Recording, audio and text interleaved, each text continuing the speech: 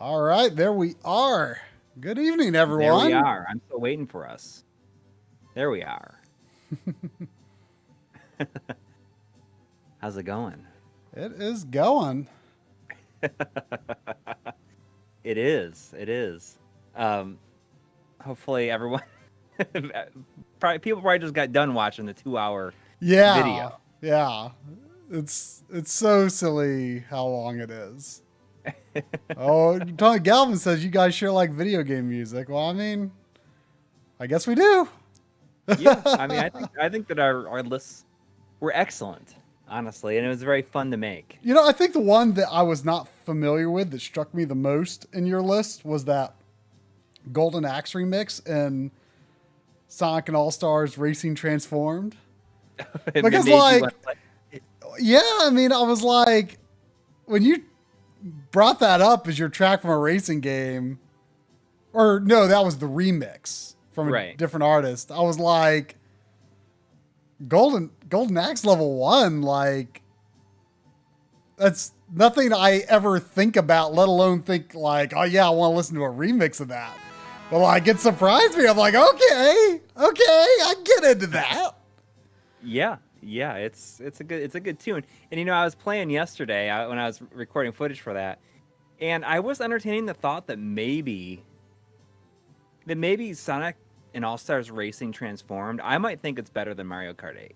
Well, I know you would. I mean, it's a pretty popular game. Awesome. It is pretty awesome. Well, I mean, and the whole flying aspect of it is a lot better than just the hover or like the big jumps, the glider and Mario Kart. Well, I mean, honestly, I kind of wish that stuff wasn't in Mario Kart 8 because that was like Mario Kart 7's gimmick.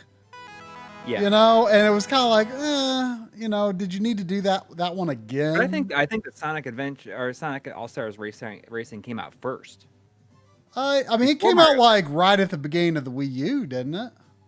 Yeah, well, yeah. I mean, it was it a launch game? Yeah. Also, you're already falling behind on donations. I'm falling behind. I know there was. Hang on, let me go all the way back because there was a $5 donation before the stream. Since you've got some catch up, I'm going to go ahead and start playing. I'm in the middle of the opening story stuff here. So, and also, by the way, I'm using the new. I'm playing on the GBA Consolizer, and I'm using the new 2.4 gigahertz 8-bit DOE. So this is like going to be the first time I've like I played a little Contra with the NES one and a little Contra 3 with the Super Nintendo one. You know, in a brief play, the diagonal seemed good. But you know, I wouldn't want to give a firm declaration on that just yet. And this isn't, I don't think this game really uses diagonals at all, but regardless, like this is going to be my first time kind of breaking it in. So yeah, so let's see how it goes. And I'm going to go back to the $5 donation from Chris when we were still in the pre-stream period. And he says, "Sup guys, the new video is great. It helped me power through the rest of my list. I do think a couple items on my list are cheating a little bit, but I don't care." I think going for Sky Gunner on yours was cheating a little bit. Yeah. Because there's no sequel. There is no sequel, but it's technically not a series, but whatever. Whatever. We had a $5 donation from Mitch B. Thank you. He says, "Haven't watched the new video yet. I've got a 3-hour drive tomorrow and look forward to listening to your picks during the long haul." I had entertained the idea of putting a audio only version up on the podcast screen. Oh, yeah. Which might be more accessible to some people. I mean, it's absolutely something that you could appreciate in audio form. Yeah. We had $5 from Vanessa saying, "Cannot wait to watch and listen to your game music challenge. Great job, MLiG." Well, thank you. I mean, I think it's really fun to see people's reaction to it, honestly. And I like it when other people say, "This is what I would have picked." Mm-hmm. And I think that it's important to, like, as you say at the beginning of the video, it's important to realize that we didn't pick what we feel is always like the best example of each one. We just wanted to share some of the stuff, Mm-hmm. and hopefully some people watched it and discovered some new songs. You know, it's very possible. Well, thank you. We had a $2 donation from Chris once again. Thank you. He says, I think it's the best kart racer, period, which I assume is in response to Sonic All Stars Racing Transformed. And it could be. It could be. And we have to, it was, I guess it was say $5 donation from Powder Keg. I have to go into Streamlabs and look. Just a moment. I think it was. What do you guys usually like primarily play PS2 on? And I mean, we both use the OSSC mostly. If I'm playing just to play and not record, and I don't. If I was going to record a lot of footage, I would probably use the FrameMeister. Although we have been experimenting with using the OSSC combined with the DVDO iScan Pro to de-interlace and send a clean signal. It's a clean 480p signal to the OSSC. Yeah, that does add about 2 to 3 frames of lag, though, so it's really only for capture in our case right now. But PS2, I think, is the system that benefits from a CRT the most. So I do, especially recently, play looking at a CRT, but capturing with OSSC plus the DVDO iScan Pro. I mean, that's something we will probably go into quite a bit more in depth in the de-interlacing video that we're working on with Bob from Retro RGB. That won't be the next video, but I mean, it's being worked on. Tri has a video that he's working on IPS screens for various Game Boys, right. And it's turning out turning out to be interesting. I gotta say, I feel like a lot of what's out there is just like, oh, here's how to install it. Wow, looks great. And like I'm already like seeing some very like MLiG ways to look at it. I'm like, is this how it should be? By the way, if anyone has one of those already installed, especially a GBA one, but if you have any of those installed, send us a message on Discord or Twitter and let us know, because I might have some questions for you. I'm trying to figure out a few things to see if different versions might have the same behaviors as other versions, but there's some interesting stuff. Oh, MK Iron Fist has one installed. Oh, awesome! Well, can you send me a message on Discord? I know you're in our Patreon Discord, so just send me a message directly, because I'd definitely like to talk to you about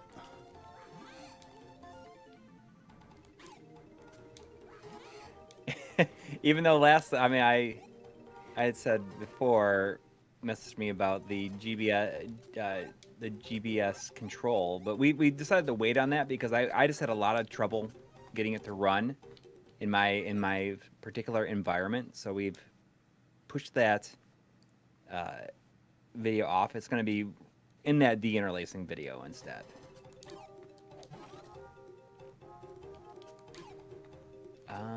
We got a $2 donation from Chris saying, MLiG, I like it. Keep using it. It's catchy.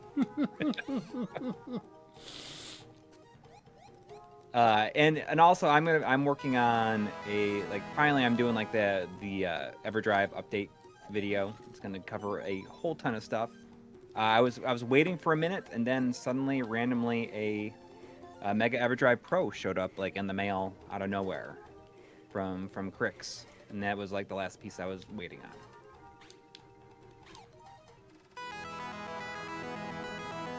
So that'll follow shortly after the IPS screen. But that one's gonna be a big one. We had a $3 donation from Jonathan Hinson, saying bought an Extron Crosspoint 8x8 to pair with the Retro Tank 2X Pro. I discussed an order last week. You guys used one of those before, right? Oh yeah. I mean, we both use Extron Crosspoints.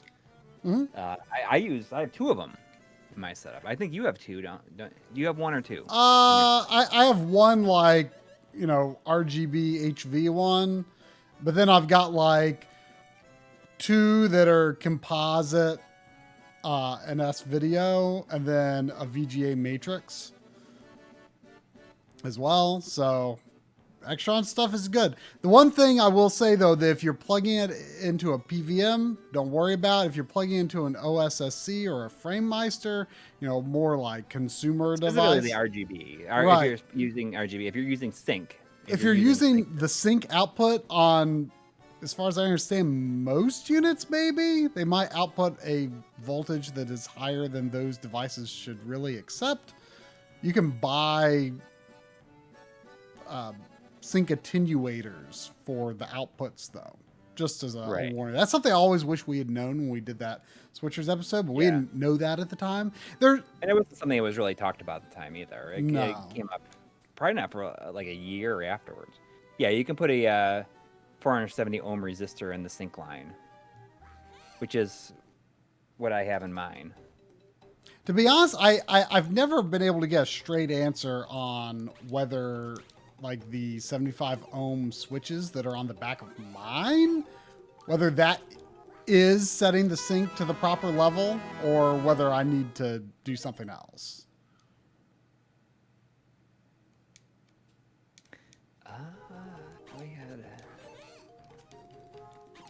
We had another $2 from Henry Clark. Thank you. Saying best Klonoa. Also need people with 101 modded AGBs. You mean the I have a original Game Boy Advance with a AGS 101 screen in it. Yeah, and I have, like an actual AGS 101. I do too. He sent me a whole bunch of Mr. stuff from a variety of consoles that was nicely captured that I can slot in as G-roll in Log Frontiers Part 3. So thank you very much for that. Me? Huh? Me? Oh, Henry Clark did. Oh, okay. Oh, cool. Very cool. But best Klonoa, definitely the first one. I think you might like the second one a little bit more. But I don't know if you played the first one completely all the way through, like with the story in mind. I liked the first one better because I played 2 earlier this year. Right. I liked 1 a lot, or I liked 2 a lot. But when I replayed, I mean, I played on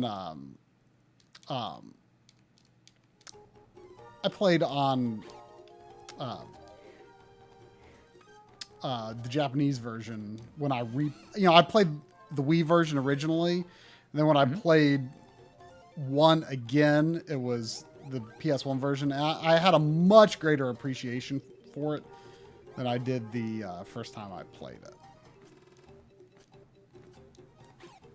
We had a $2 donation from Ben Brody, saying $2 because I confess you really like the PS2. I really like the PS2. I especially love the console exclusive Britney's Dance Beat.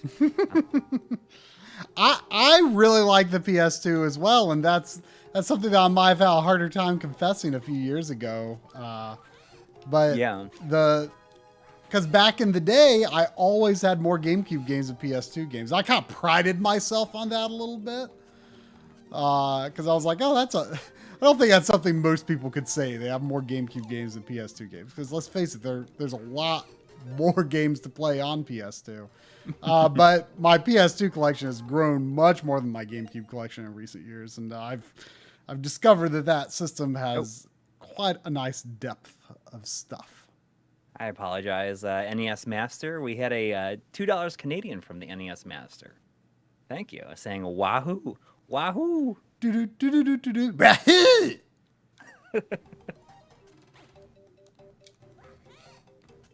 But yeah, I mean, how good did that footage of Sky Gunner look in the video? Looks pretty good when it's just using Bob the interlace, I thought, in the episode. Yeah, I think. It can definitely work, especially for games that have a lot of movement like that. You know, Right. 60 frames per second games as well. You know, when they're in motion, I don't think the bob effect is very noticeable.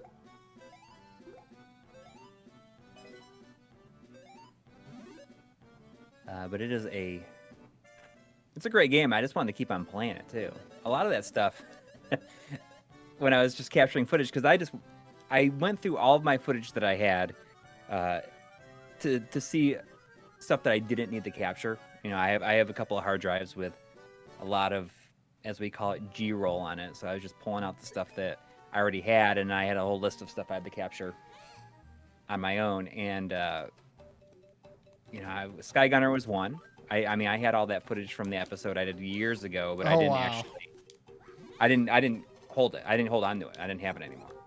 So I had to get some new footage from that. And like Final Fantasy X, I ended up recording the entire ending because I was just doing that. Had to get some footage for it. And that had been the first time I'd watched the ending in a long time. You know, the reason I decided to play this tonight is because I just bought it on Friday. I was at one of my local game shops, in part to get a little soldering help with the speaker you have to move the speaker from one board to a new board for the DMG IPS mod. But also because I was, you know, I kind of needed or wanted an extra GBA and needed an extra GBC to finish doing all the mods, and which I was able to find those, and they had a few interesting GBA games, including one that kind of helped me identify a weird issue that I was seeing with my GBA IPS. So, yeah, so I played this. I tested this the GBA Klonoas on the Mister a few months ago. And I thought these the sort of more puzzly take on Klonoa was kind of fun in these GBC games or GBA games. So, yeah, I struggle with it. I want to like it more than I do.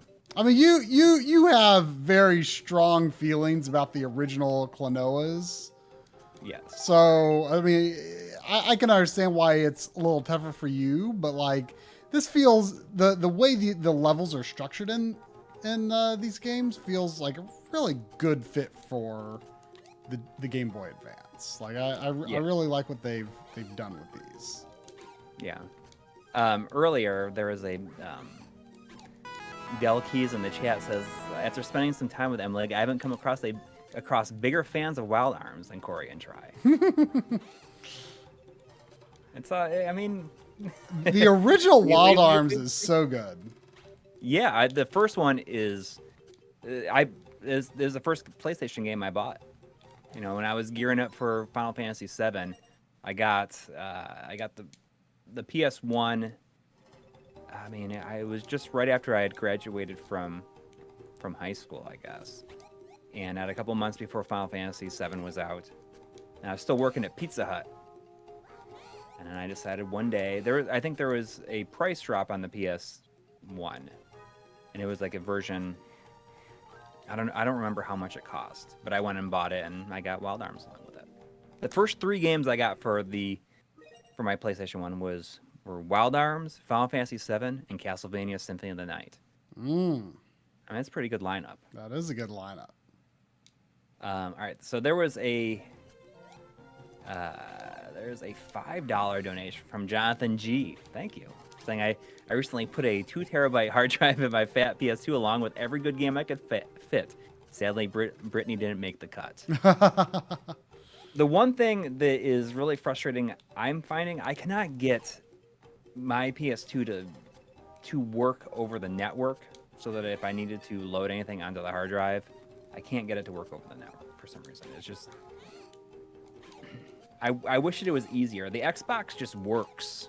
You know, you just can FTP right into it and it just works. PS2 is much more difficult. And I wish there was an easier way to transfer stuff over to it without having to like pull out the hard drive.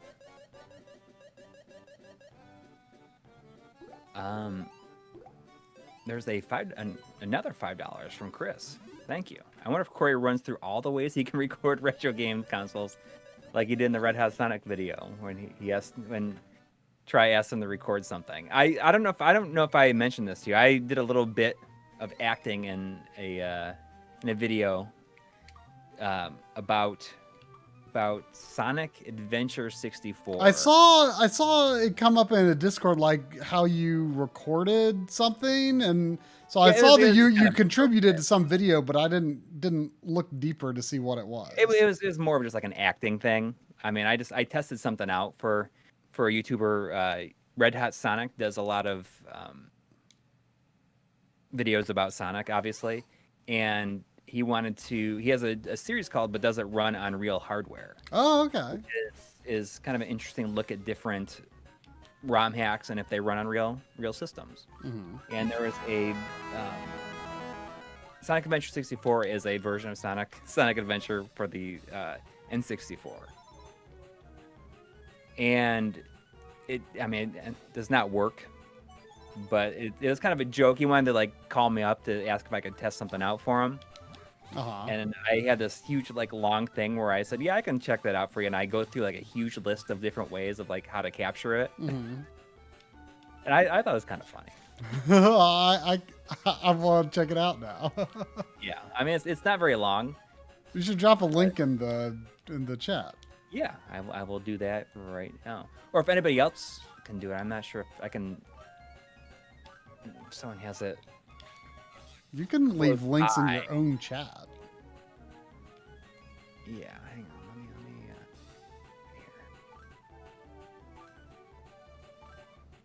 on. Let me find it. There's the. All right, hang on a second.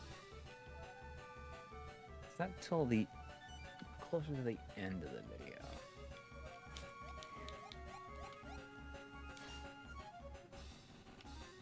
That should be it. And like I am I'm certainly not an actor. I'm not an actor even when I'm playing myself. Voltar's back. He's back. I can't do it. I don't know how I can get better at it. I mean, I always just try to go over the top like I did in my little Voltar thing. Like I feel like if you can't act, just hide it by trying to be silly. There was a $2 donation from Gaming Blows, saying, Coury, no lie, those are my first 3 PS1 games too. Whoa. Yeah, I mean what's so interesting is that's like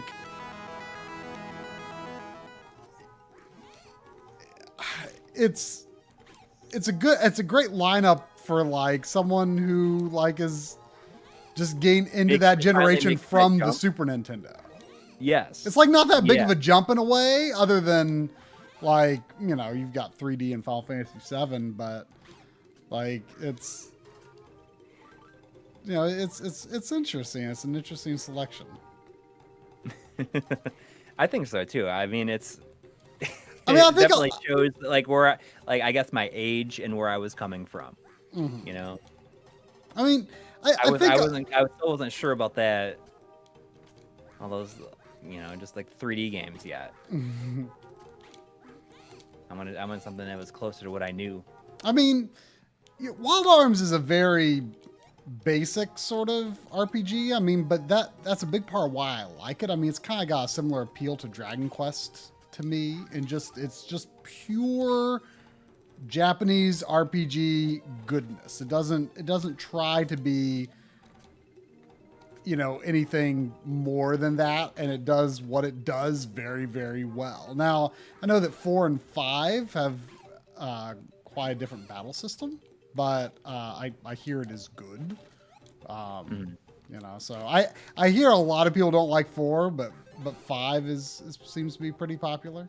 But I've got both of them, so I'm going to play them. But I'm only up to 3 in the series so far in terms of having played through. We had a $2 donation from Ben Brody asking if you've ever had a Scotch egg before. If not, you should. Is it like a? Is it an alcoholic chocolate, or is it just a chocolate from Scotland? It looks like it's like a egg inside of like maybe a roll or something. Oh no, it's inside of ground beef. Wow, I think. Big Scotch egg. Huh. It's inside of like a. It's almost like meatloaf with an egg inside of it. Huh. I can get into that. Kind of makes me think of beef rouladen. Like what? It's a German dish that's like it's a pickle wrapped in beef. Beef. And I think bacon might be involved too. I forget. It's good either way.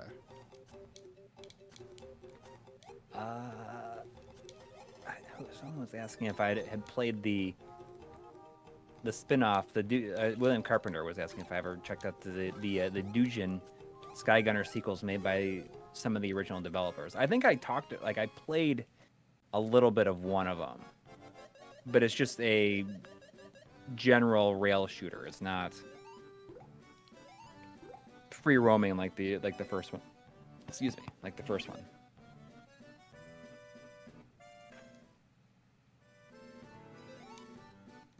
I think I showed a little bit of that in the video I did a long time ago. It's always so weird now to check out older videos and see the old house. Already, huh? Especially since it seems like it was 10 years ago that I moved out.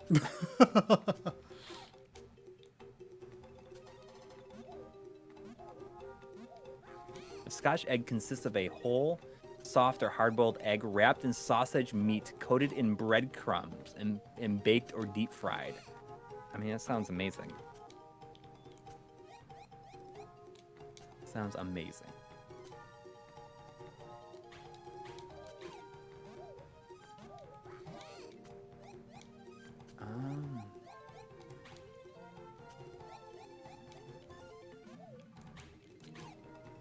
I apologize for butchering your name.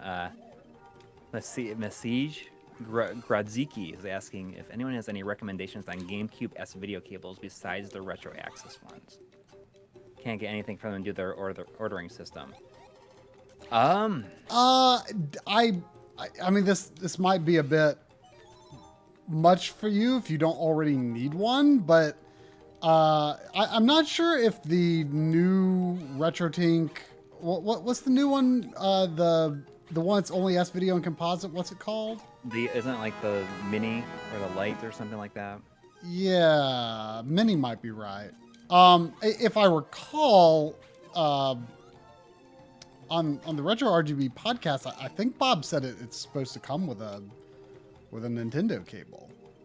I mean, not Nintendo brand, but I don't know where Mike might be sourcing them from, but maybe it's a good one. I've got, I mean, I don't know how much they cost on eBay, but I've got the Monster branded GameCube ones. They're purple and they're really long. They're pretty good. I've definitely seen some noise in them, but I've not really come across anything better. I don't know what happened to my old official ones. I don't think I would have gotten rid of them. Maybe it's possible they stopped working at some point and I threw them away. I don't know why I don't have them. We got a $9.99 donation from our good friend Scott Davis. Thank you. Thank you. Saying, hey dudes, any Xbox hardware prediction? I'm feeling $500 for Series X, $300 for Series S, all digital with checkerboarding, and $100 for Series Cloud, the controller and HDMI stick bundle. Interesting. That would be very, like, the cloud aspect would be very interesting. And I have no idea how well that would do, but I bet it would do better than Stadia. Yeah, probably. I mean, did you say 500 for Series X? I feel like 400. I'm gonna say 400 for Series X because really, because what? Because they're hungry. I think that they want to go crazy with it. Like they're gonna try to make it. You know, they're gonna go for, like, I guess with the PS4, it felt like that they were like Sony was really hungry for it, so they had that really attractive price. I mean, they came out at a good price point and just like went all in, and it paid off for them. Yeah, I mean, that's the only reason I could see Microsoft going that low. Like, I feel like if they won, I think they will have multiple models and something will be cheaper, and that's why they can justify the Series X at a higher price. That's what I suspect. So I don't think it's going to be that low. That would be really remarkable. I mean, I'm struggling to quite believe the PS5 at 400 even. So yeah. But that, I mean, everyone knows that's the sweet spot. I mean, here's what I think. Here's if PS5 is 400, I mean, what they're doing is they're making it so low because you gotta, you know, it's gonna have to be paying. You know, you're gonna have to pay to rent out space for it. Well, I think what's going to happen is I think the digital only PS5 will be 400, and the disc version is going to be $50 or $100 more, even though it shouldn't be that much more. Like, I'm afraid it might be. Like, I think they need, I think to make back cost, they're going to sell the disc version at a pretty high premium and say that they hit the $400 threshold by putting the digital one at that price. Yeah, I mean, I think they'll go, I bet they would go, I guess. I mean, 400 might be too low for the Series X, but I mean, I think if they go 400, they would make the Series S. I mean, I could see them going all in if it's just all digital. I could see them going 250. That would be insane. I mean, there's been nothing like that since like Dreamcast. I mean, the GameCube was 200, I think. True. But I mean, maybe, I mean, I don't know. I think that would be insane. I don't see that. There's no way. I mean, it'd be interesting. What was the Switch? Was the Switch 250 or 300 or what? I think that they care about, they just want to get this into people's homes so that they can make money on the services, which leads us into Sean Quinn's $4.99 donation, who says, what do you think is going on with Microsoft's no longer selling 12-month gold memberships? And I think that they're going all in on the Game Pass. And I think that they'll make the hardware cheap because that, you know, they'll get it into people's homes. That'll be interesting. I mean, I think the Game Pass is not for me, but I do think it sounds like tremendous value. It is a crazy good deal, but I mean, for people like us, it would rather be more deliberate, I guess, with like our game purchases. I guess is I'm a way to put it. I have no interest in subscribing to that myself, but yeah, it's a great value, and they could really capitalize on that. Can't you play most of that on Windows though? Yeah, I mean, you definitely. I mean, I don't know. I think it's going to be real interesting. Did they say if they're planning to announce the price points this week or on Thursday? I feel like they're not going to announce. They're going to announce the price. I feel like it's just going to happen. Yeah, but I mean, if it's launching in like November, it's not very far off. I mean, we didn't. I mean, you gotta keep in mind. I mean, the Switch wasn't even announced at all until like maybe 5 months before it existed. Yeah. There's a $5 donation from Ben Brody asking if you were the kind of person who shortened Xbox One to Xbone, would you shorten Xbox Series X to XSEX? Asking because Joe Redifer was wondering. I mean, maybe. The problem is that I'll probably call it XBX personally. Like when I try to always stick with either 3 or 4 letters when I write things out. When I abbreviate stuff, I'll probably call it XBX. The problem is that Microsoft is very much going in a direction of, you know, considering Xbox the platform, and you know, the console is not really the key anymore. You know, like right. You will play Xbox games on. You'll play Xbox games on the Series X or whatever other models they have, or you'll play Xbox games on Windows. You know, like that's very much their direction now. They want you to think of Xbox as, you know, just your home for games, no matter what platform you play on. I mean, weren't there rumors for a while that like there was going to be a like there was going to be like an Xbox. There's going to be Xbox stuff on Switch. I mean, I know we have like Cuphead and stuff, but like there was going to be like a, you know, like a trophy or a achievement and like a whole system to it. Wasn't there rumors about that at one point? Maybe. I was too busy contemplating this $2 donation from Gaming Blows, who says Redifer versus Linneman, anything goes, who wins? No weapons hand to hand.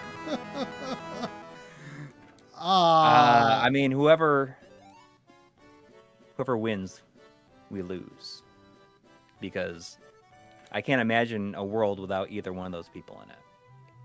I mean, I feel like it's a pretty even match, so we'd probably just lose both. It'd be a tragedy.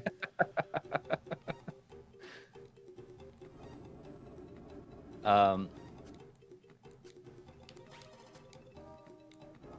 don't know. I feel like I don't think that they would fight. I think I think that they would probably make peace. They would probably discuss the Genesis sound hardware instead, as they should.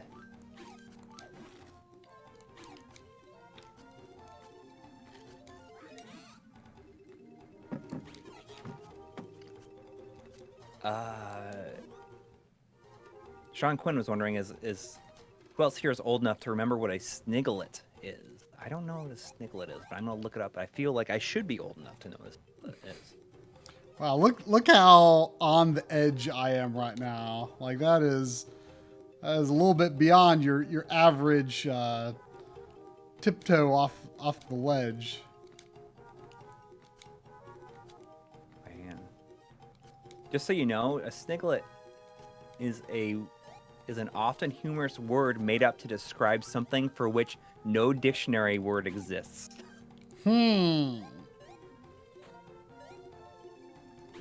Sounds like we've been had.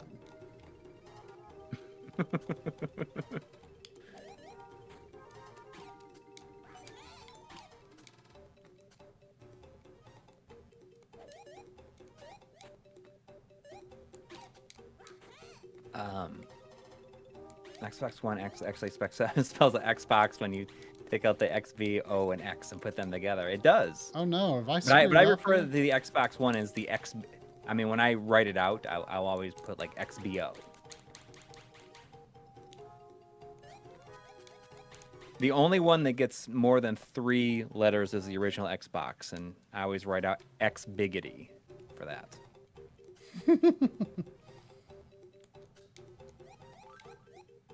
Oh, cool. That just restarted the room.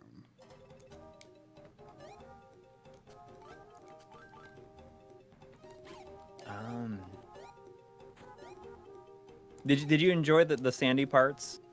Yeah. in the video? I got the idea when I saw Sandy come in the background, because if anybody has watched the video that I did with Chris from Classic Gaming Quarterly, my cat is walking around in the background and he like zooms the camera in and they're like walking around in the background.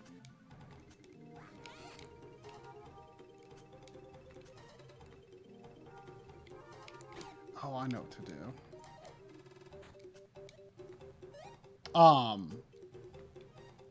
There you go.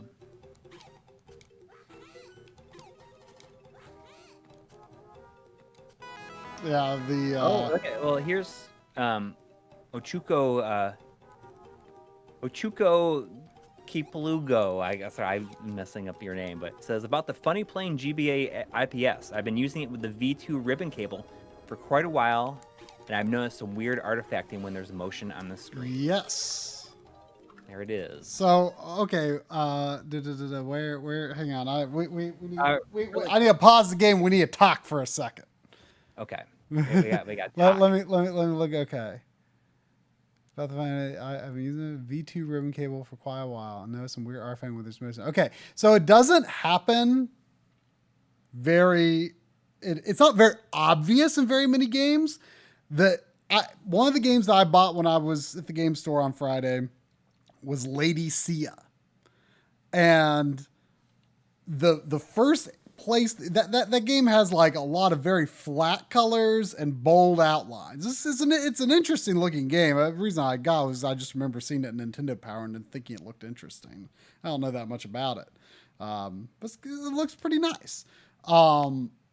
But when the screen scrolls, you see this crazy like ghosty. It almost looks like the capacitor issue on one chip SNES consoles where Voltar discovered you can replace a certain capacitor and it gets rid of it, where like the life bar in Mega Man X or something will be repeated, like anything with a bold outline. But this only happens when it's in motion and it looks crazy.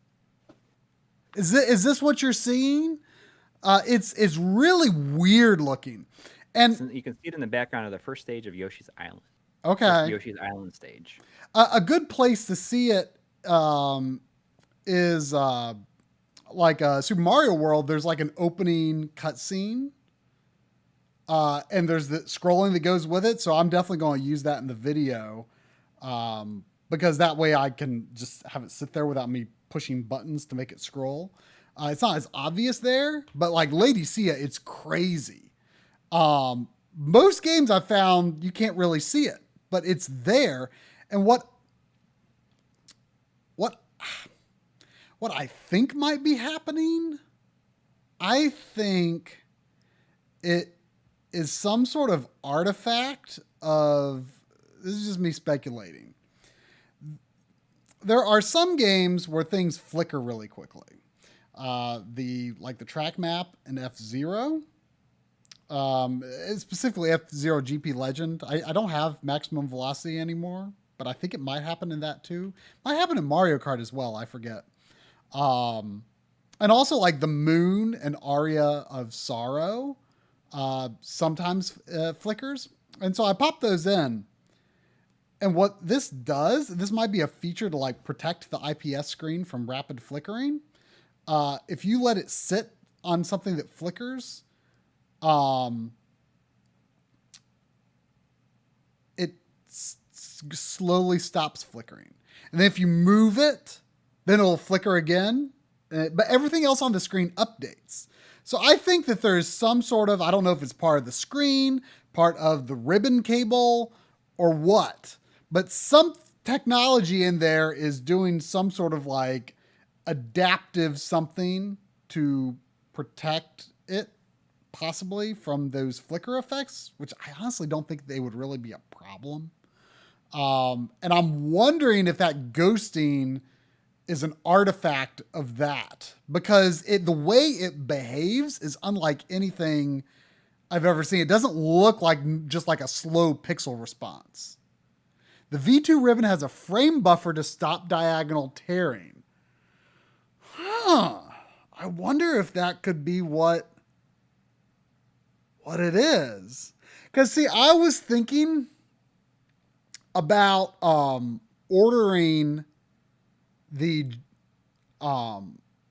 non-funny plane one tonight and seeing if it's different. Because there's a video on the Funny Plane website that shows like, oh, you know, here's some problems we found with these other LCD mods. And one of them is showing the F-Zero map. They're like, oh, it flickers here. But it's supposed to flicker.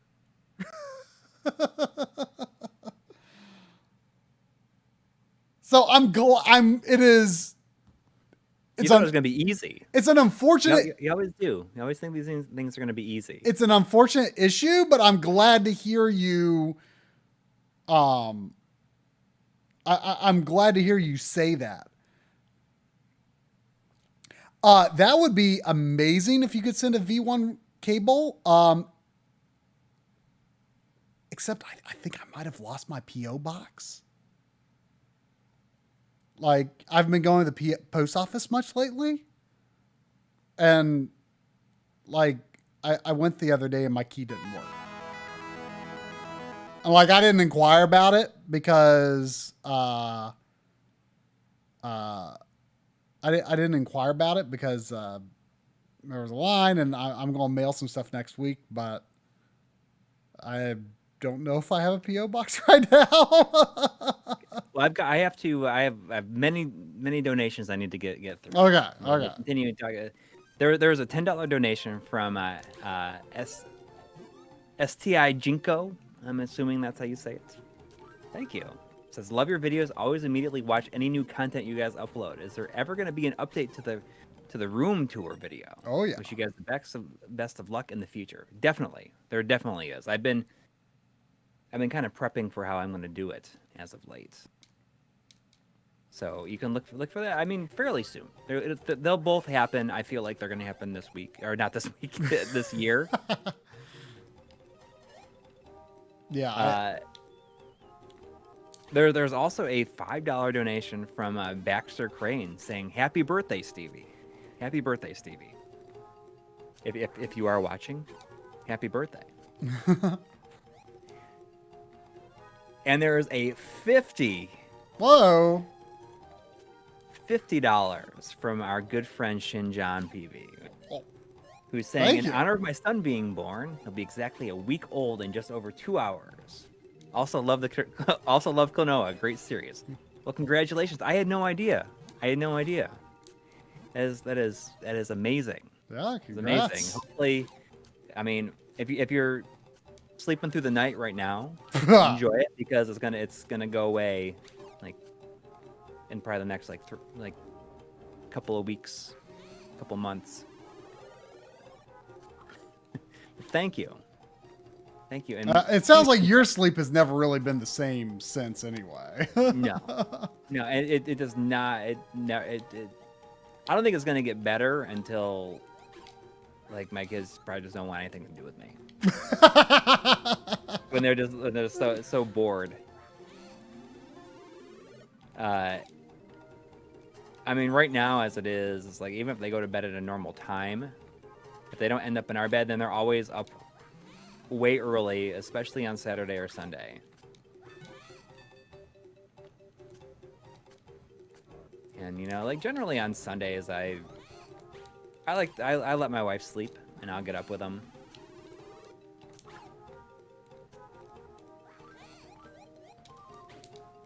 Because she is usually up really early all week long.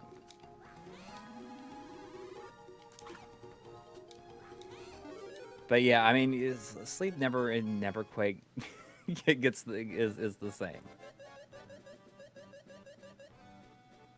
I mean, I can't even imagine. I just noticed I don't think the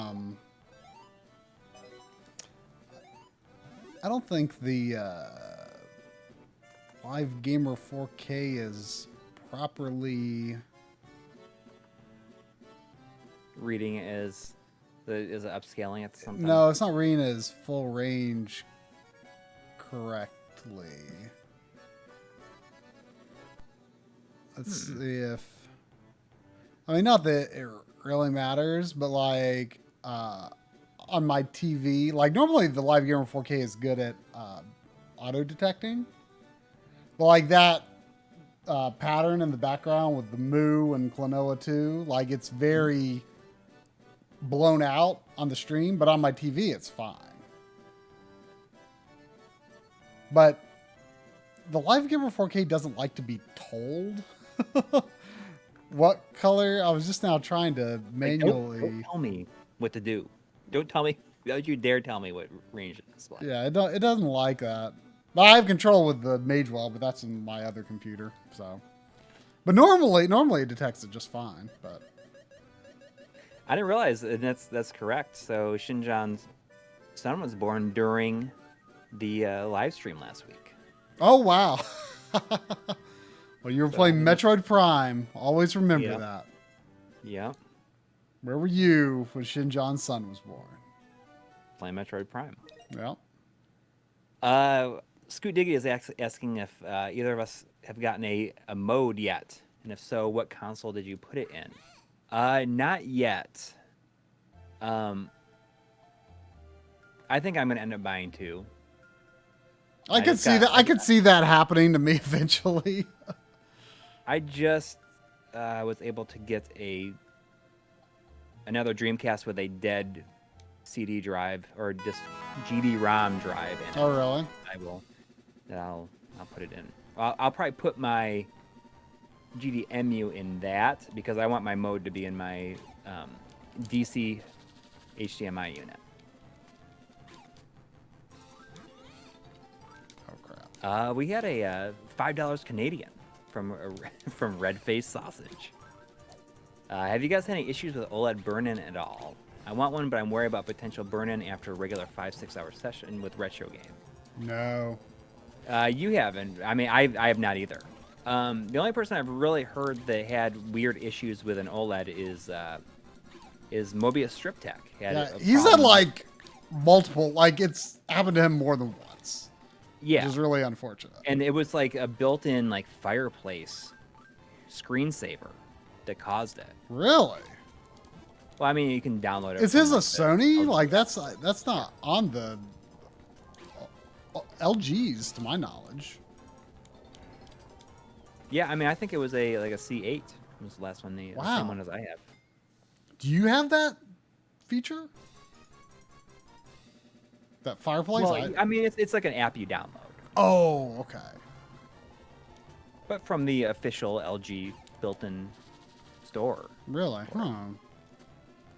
That's very odd. I mean, yeah, don't do any screensavers on an OLED. I even turned off the images that come up when you let it sit. Oh, see, I actually like those because really? I just like it to be like off, and then if I don't I like it because turn anything on, it'll turn itself off. Well, right. It only stays on for like 10 minutes when you're on a no signal detected. I always like what I do. Like if I'm going to leave, like if I'm going to walk away for more than a few minutes, I just switch to an input that has nothing on it, and just let it cycle through those, because it only stays on those pictures for like a few seconds each, and then the part that says no signal detected, like it moves around, so I'm not worried about it at all. The only times that I have ever seen temporary retention, like in any obvious way, is the Switch and Xbox One dashboards. Oh no.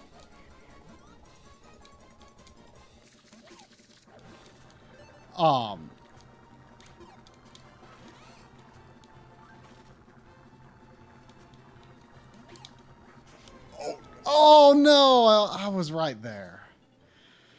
And just like the tiles, especially because like those are like kind of this middle darkish gray, and that will show like any burn-in or image retention more easily. That sort of dark or middle gray colors will, and so you'll see that sort of on those sometimes when you're flipping through the pages, but like it goes away very, very quickly. And I've never seen it after, like, I play stuff like Final Fantasy 14, that's got all this info on the side of the screen and stuff.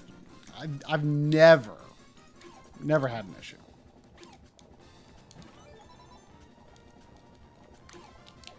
There's a $5 donation from John DiLoretto asking, do you guys have the Hydra SCART switch?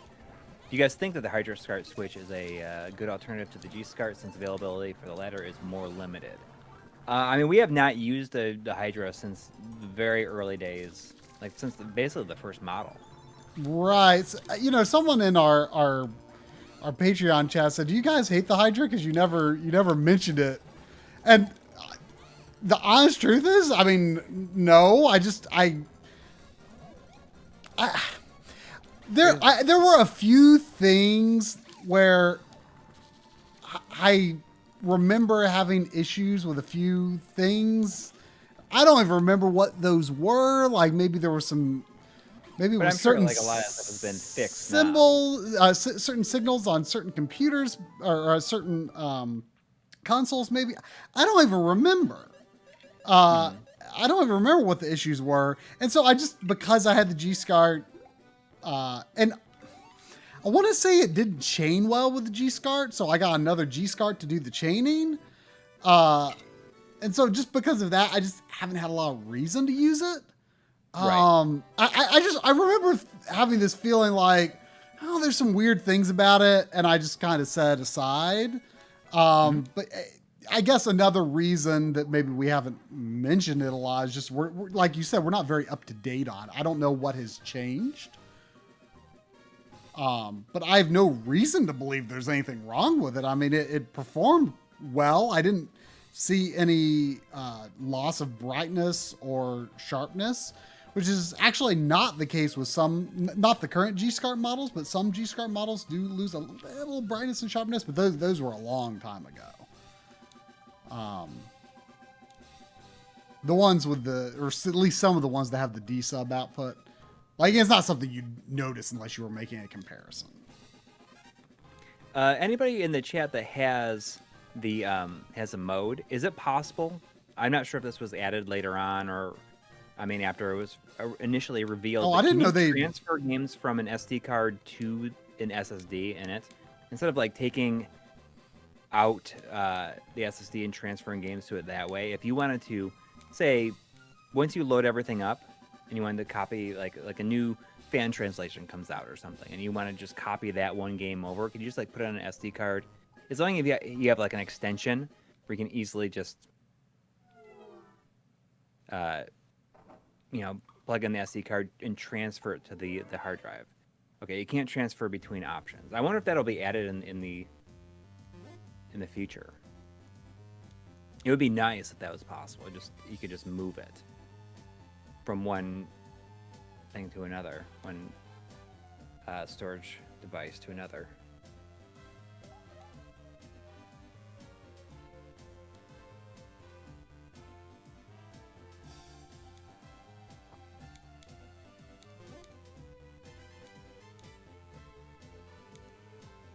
Okay, you can use multiple options at once, but movement isn't possible that I know of. I wonder if it will be possible. It seems like it should be, especially if you can.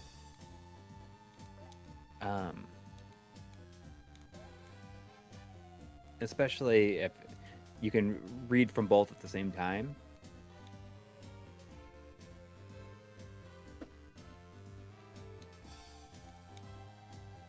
Okay, you can install firmware updates using from the SD card. This is being played on a GBA consolizer.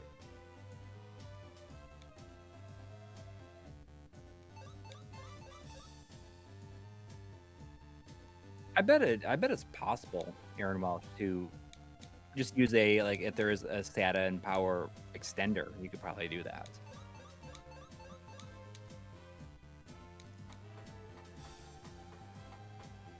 I mean, it would be cool if somebody, like, maybe somebody, like, if there is a SATA extender, I wonder if someone like Laser Bear would make a like a 3D printed thing where you can kind of slide a SSD in just from the top, and it will slide in like at an angle, maybe, so it's not hitting the underside of the lid. You know, but you don't have to open up the That's system. a good idea. I have something very similar to that on my old PC case, where you can take hard drives and just kind of slide them into the top of it at kind of an angle if you want to hot swap hard drives. That's pretty cool. Yeah, so I wonder if something like that would exist for SSDs. That'd be kind of cool. I don't know if SATA extensions exist though. Surely they do. I mean, isn't a SATA cable basically a SATA extension in that sense? That's true. It very much. It is, yes. SATA. I've always said SATA. Mm-hmm. But that would be cool if it was like. I mean, that would get rid of the need for it. I just don't want to have to open up my system every time I want to. If I wanted to add something to it. 2 modes. I mean, that's just saying, like, it's like wishful thinking. I think over time, I'll probably end up doing it. I did just update my GDEMU the other day because I wanted to. The old firmware on it like freezes during the opening of Skies of Arcadia. Yeah, I need to update up mine as well. Mine's probably really out of date.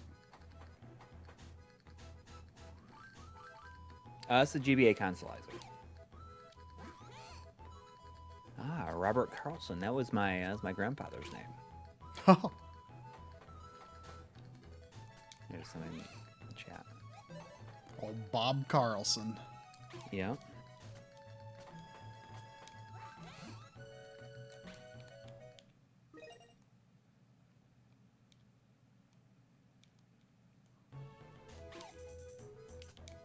So far, this controller feels great. I mean, like I said, though, this is not a game that deals in diagonals, though. Yeah. So it's not the It most. does not deal in diagonals. It's not the most thorough test, but I mean, it feels good in the hands. Yeah. I do not use a 400 gig SD card on the GDEMU. I think I have my main card is maybe a 256. And I think I have an extra 128 that I can just swap in that has some of like the lesser priority stuff. I bought a 128 because right now I've only got a 32 in it, so I can't put much on it at all. But I bought a 128 that I intend to load up a little bit better.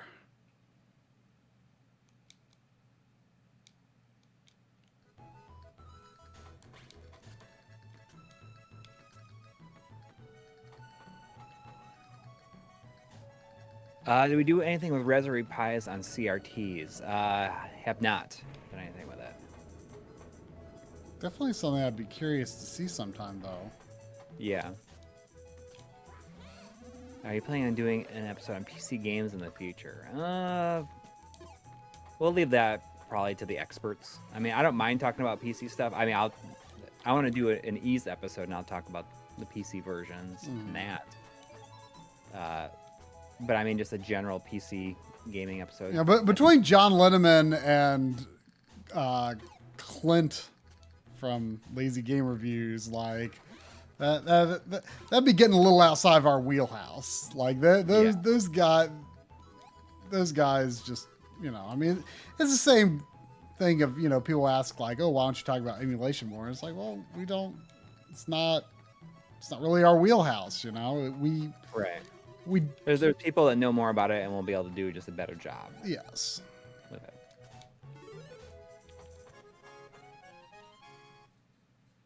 I mean, we're not afraid to admit when we're when something is over our heads. Yes.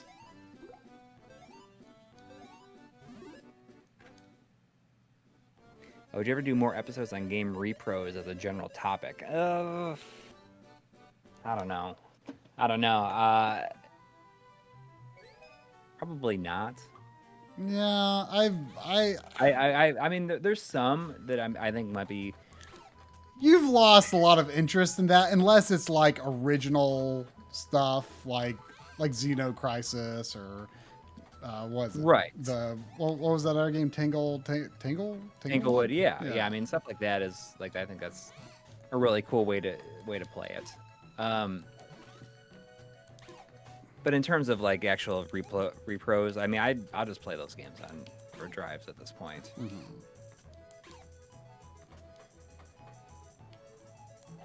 If you Blade, you know, you don't even need to get like a 512 gig SD card anymore. You can use external USB storage now with it, as long as you get a USB hub.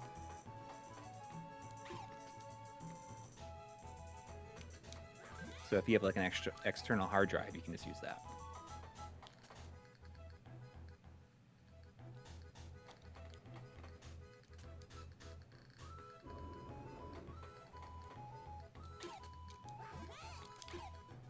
Right, and that's, I mean, when it comes to the CD system support,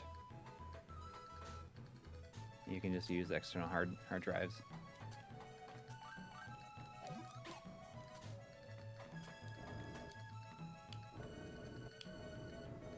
Or yes, you can do that. You can load it off a local network.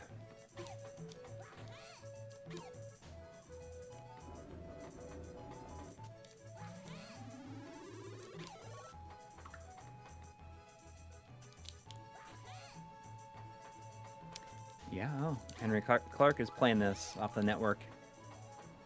I mean, when you do that, is it loading the entire game into its on-hand memory, or does it have to like periodically read it? Once it loads, I don't think it needs to access it anymore. I mean, I just don't know how much like RAM it has for storing the ROM and active memory.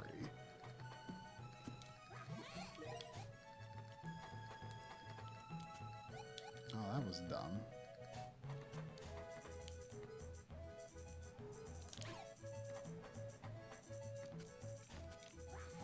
Yeah, these games were the first games I tried on the GBA core on the Mister.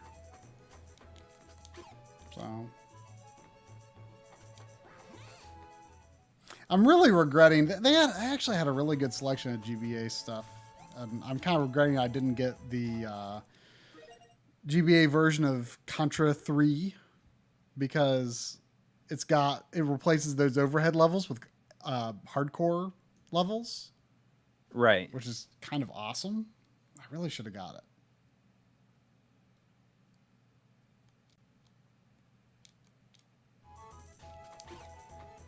I should talk about my I tweeted about it yesterday, about my magazine find.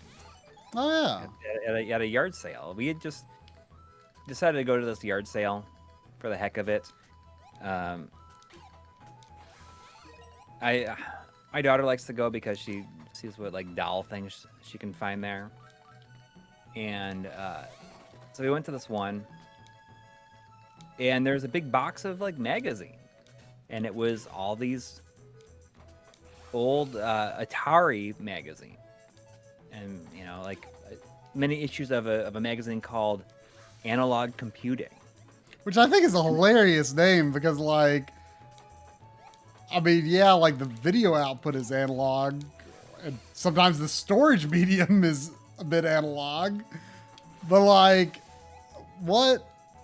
I mean, computer is digital though, so like, I don't really know what, unless it's some part of the architecture I don't really understand. the Atari ST. Well, I was like, as soon as I saw it, I was like, wait, do you like, how much are these 2 boxes? And I mean, there are these enormous boxes of them. I mean, there's 50 issues of Analog Computing, and probably like 30 or 40 other magazines that were just like other Atari magazines and stuff. And he's like, oh, it's $3 a box. How many boxes? 2. Oh, wow. I mean, there's a lot of magazines. But it was, I mean, I don't think that this person thought that anybody would want this. I think that he is going to be moving, and I'm not sure if he is like going into assisted living or anything like that, but he seemed to, I mean, it seemed very sad about like letting a lot of this stuff go. Mm-hmm. And as soon as I showed some interest, he was like, "Oh, do you want to see some computers?" I'm like, "Sure." And he like took me into like the basement, like around back of the house, and then like into his basement. And he had like an Atari 400 computer and with monitor and all this other stuff. And I ended up also buying he had an Atari 2600 with a whole bunch of games. And he's like, "I don't even know, like, I would want to sell this stuff. I didn't even think about bringing this stuff out." And I bought the Atari from him because I don't have a very good working Atari 2600, but this thing is like in great shape, and it has like a whole bunch of games with it. Did you check if it worked? I had not hooked it up yet because I was too busy finishing up today's video. Remember what I told you about? Right. The check the inside, but that should be something I should be able to easily fix if I know how to solder. Oh, you don't even have to solder. It's just a. Oh, right. It's a female RCA, is all it is. That's right. But you would need an F connector on the other end. Right. So I want to look on. I'm sure I can just buy a cable like that. So I mean, like, it's obviously he was like, he's sad, like seeing this stuff go. And I'm like, if you ever feel like you want to like sell these computers and stuff, just let me know. I left my information with him. But obviously, like, he wanted to talk about it because he had all these magazines. Obviously, he spent a lot of his younger years like reading and following this very closely, you know.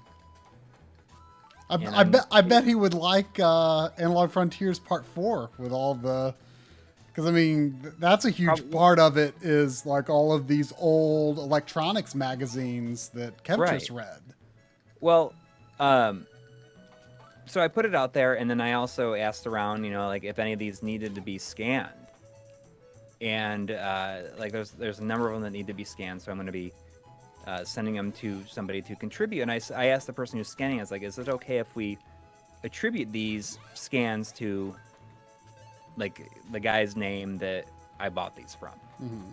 Because when I was leaving, I said, I just want you to know there's a lot of people that go to garage sales and that are looking for stuff to like just buy and resell. I just want you to know that these are going to a place where they will be appreciated and be used for stuff. Mm-hmm. And like once I found some places that needed to scan these, I said, can we attribute them to these, to this guy? And I sent the person a text message, the guy's daughter, who I paid the money to yesterday, and she was like, "Oh, let me ask him." And he says he would be so thrilled for that. So I said, these are, thanks to him, these are able to be preserved and used for research in the future. Yeah, That's great. And there might be other versions of these out there, like of the same thing scanned, but they can do these at a very, very high. Who's doing scans of these particular magazines? Somebody that I'm not sure if they're. I think it's somebody from Retro Mags. Oh, okay. So I mean, it just seems like he just feels that it's just wonderful, and I'm glad because he can look at this and say, like, you know, this is how cool is it that these things that I didn't really even consider to be worth anything are valuable to people, and be happy that he kept them. Mm-hmm. You know, and then also was able to, you know, and sold to somebody who I guess is making something like this happen. Oh. I mean, they're all from like the early 80s and like early 80s to like early 90s. Generally, it goes from like 83 or so until to 92.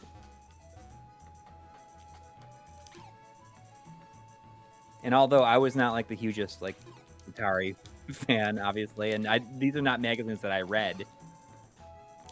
I mean, I'm sure there's a lot of people that are interested in seeing them.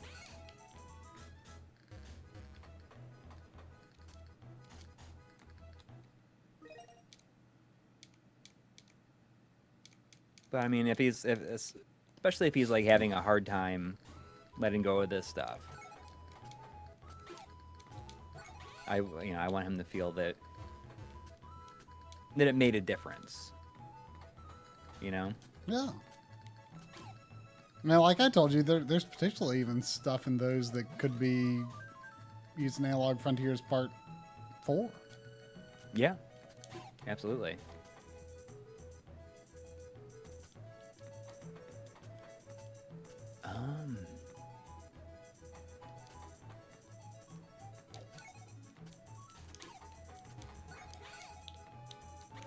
Oh, there you go. The general reaction to the magazine, the Sega Visions read through I did with Chris was pretty positive. I haven't checked the comments in a little while, but we're already planning on doing another one. But it's an EGM, so hopefully we can keep it under 6 hours. Yeah. Well, we'll see. Do our best.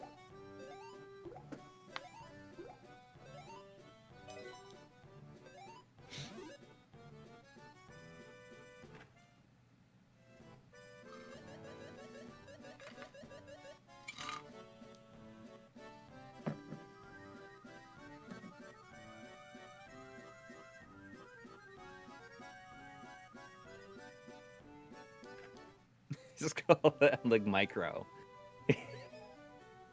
Yeah. A micro mini. We're gonna if it's under 20 minutes, we're gonna start calling. We can call them micro minis then. Can you imagine if we had called this new episode? If we still had stuck with An MLiG Mini. Yeah, I'm glad we came up with the ad-lib moniker. Yeah. And it's funny. I mean, I did not do a ton of editing on it. There's a lot of times where I will talk and I'll pause a lot. Usually I would take that kind of stuff out of it. But I realize once it's 2 hours, it's not even it doesn't even matter at that point. I did find I don't know if one of them was because I know you made some revisions. I know you said it's just like it's past the point because this episode is not important, you know. Right. But I did find one jump cut and one PSTV shot that was not scaled up.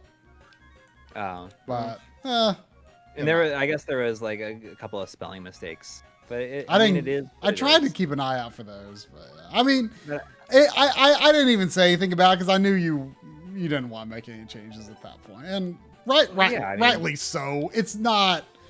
I mean, I don't think the video is doing particularly impressive numbers. You know, MLiG minis are not supposed to be our like finest works or anything. Yeah, it's more fun and for people to kind of get to know us better. Almost, I mean, something that could be done. I mean, almost more podcasty, I guess. Just like you said, there could be an audio only version of it. Yeah, I'll put up an audio only version of it this week. I mean, why not, right? Why not?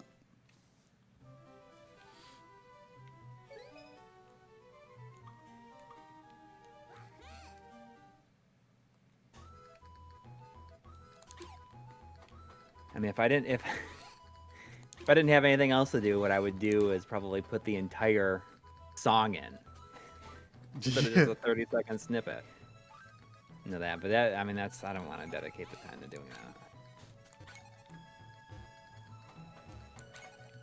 that. Steven Saucier says, I thought it was great, but I didn't realize it was so long until I was an hour and 40 minutes into it. Well, then you're almost done. Yeah. I mean, you said that when you were watching it, you're like, I'm just gonna keep on watching it because it's fun to watch. Yeah, I mean, it's just pleasant because of all the music and all the, and then the music continues under us as as Right. the next piece is introduced. So, I mean, it just sounded nice to listen to. I know you said I only needed to, sort of go through it in spots, but I watched the whole thing. I should have tried to do something rather than just watch it, but you know how I am. I can't put something on in the background. I just end up watching it. Yeah. I'll definitely do that. I'll put it on the podcast feed this week, just because if not a lot of people watched it. I mean, might as well.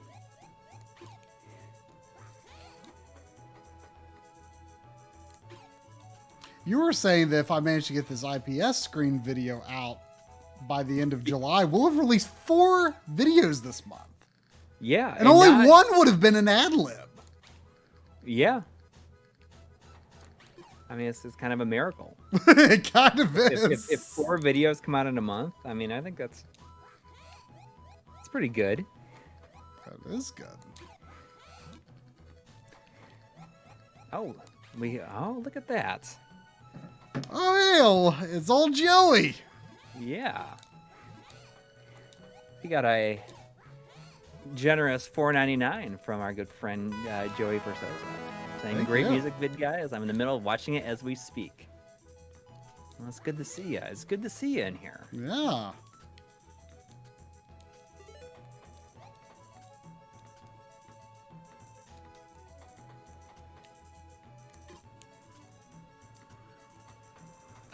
I mean, that's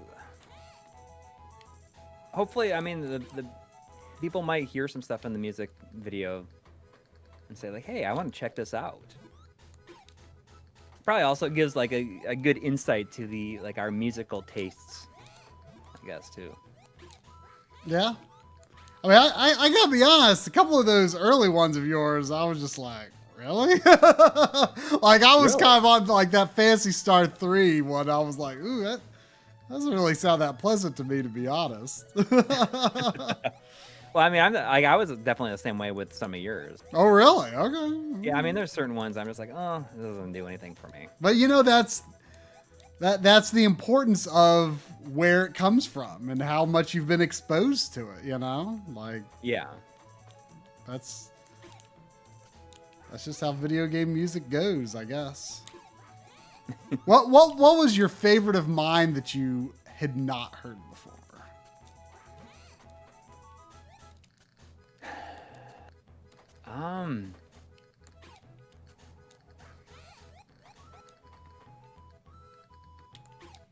I don't know. Maybe Wiggler stage. Wiggler stage. You didn't have Wiggler on screen during that part, but that's fine. I know.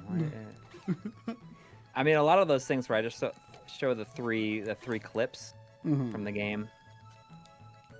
I think that's a good way to show it too. Just to show different parts from it. At first, I was going to show it where it plays where it's actually playing the music in game. I was like, that's way too much work. I mean, honestly, something like that would not be that much work, but 60 songs, that's a lot of music to go through.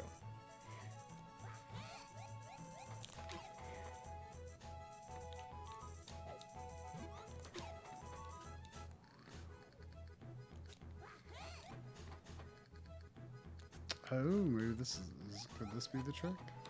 Maybe. I was gonna try to cut down your stuff when you're talking about Final Fantasy 11, but then I was like, I'm just gonna let it go basically, because at that point, I mean, you talk about Final Fantasy 11 like nonstop, uninterrupted for 5 minutes straight. I can't help it. I just can't help it. You know. I know. I can't even imagine talking about something that's straight without really even pausing to think about it. It's impressive. I mean, I wish that I could do something like that.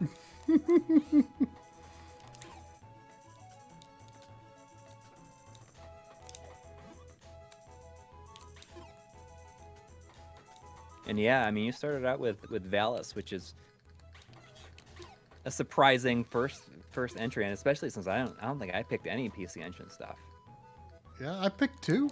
You know, one was, I mean, Rondo of Blood is pretty low hanging fruit for PC Engine, but yeah, I cut that out. I cut out the part where I said feel like that was a very safe choice. Yeah, I don't remember you saying that, but yeah, it's a safe choice.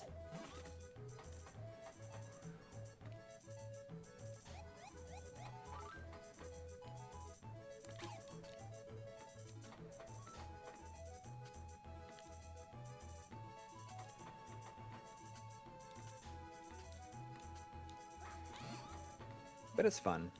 I mean, I think it's fun that I was able to do it with, and I didn't repeat series either. Yeah. I think a lot of people might be surprised that there was like no Zelda music or anything. Yeah, well, I think that there's some easy things that we probably could have put in there that we didn't. And I'm happy that we didn't. I mean, you did Mario Kart, but other than that, there was no other Mario. Yeah. Which is good. I almost did the Observatory and Galaxy, though, as I mentioned. Right.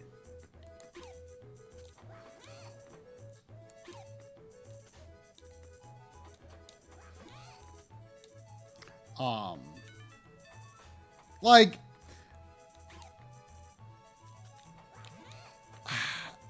I could have picked Wind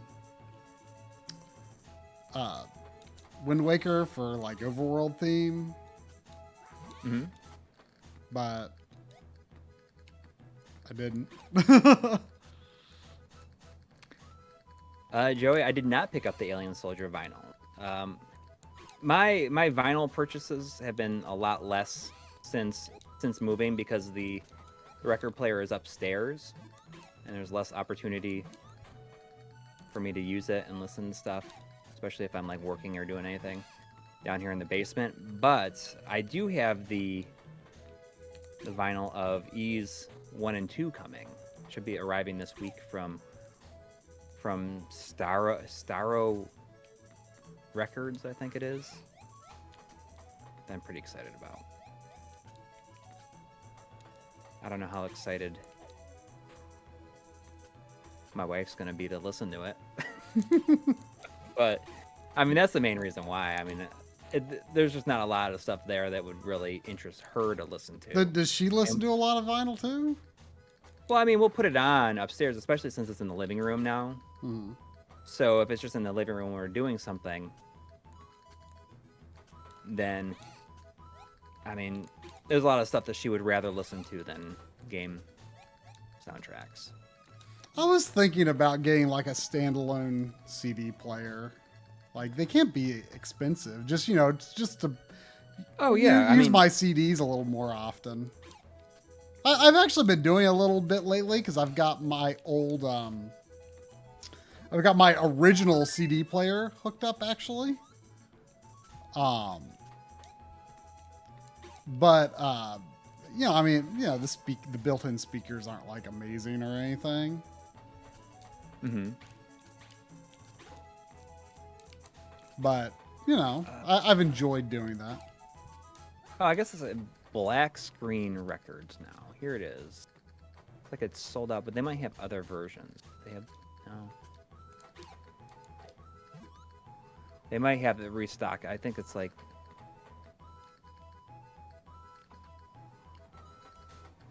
this right here. I think. But it's and the shipping, it says it's from like Sparrow Records or something like that.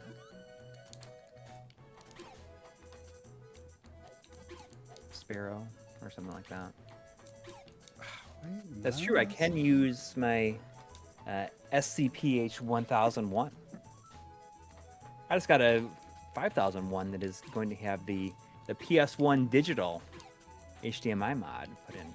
Yeah, I was hoping to find one on Friday, but I couldn't. We'll be definitely be doing a stream with that, and hopefully our good friend Dan Coons will be joining us on stream for it.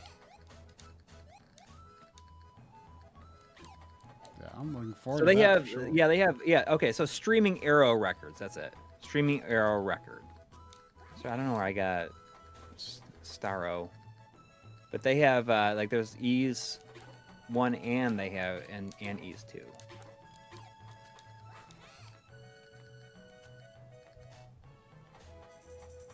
Why can I not figure this out? This has to be something so dead simple.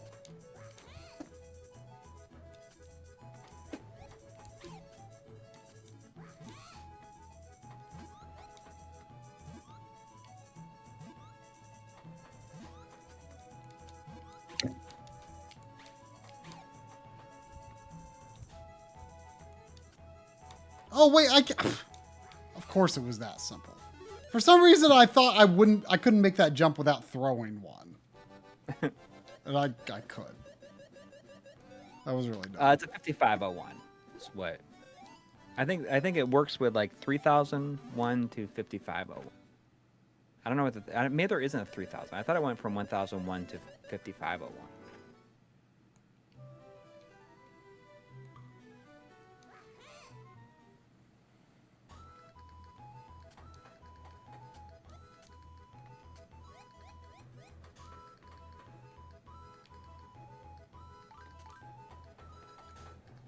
Interesting. I mean, I guess that's a good idea. Is just use the PS1 1001 as a as an audio. I can just plug I can just run a RCA, honestly, to the other port. Wait, to use Do you for have to use the for RCA CBET? to, like, Are you talking about? Are you talking about as a CD player? yeah, because the Yeah. 1001s they have like a reference quality.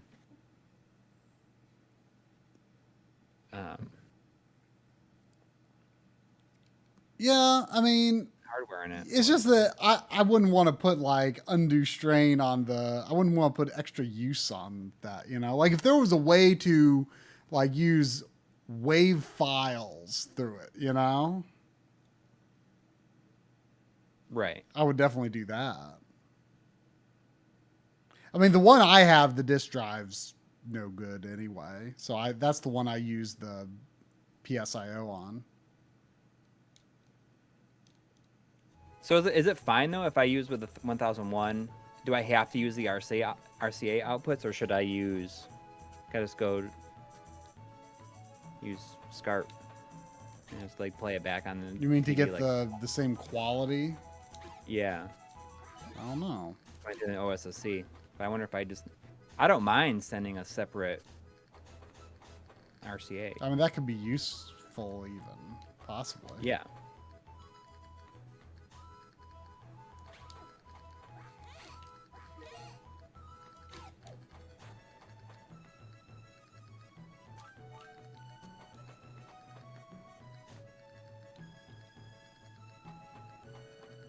Yeah, you can use both at the same time.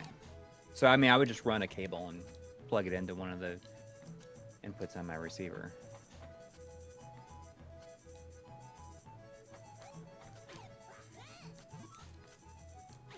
But Dan's also going to be updating my firmware on my Wii Dual and GC Dual. And then ideally that'll be like the last time he ever has to do that, because now they can be updated, you know, via downloads.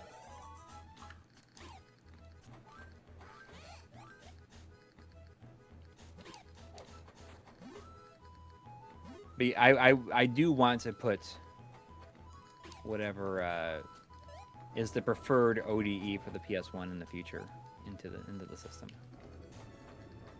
Oh, good. So they do. So they have some Ease 2 vinyl. It looks like good.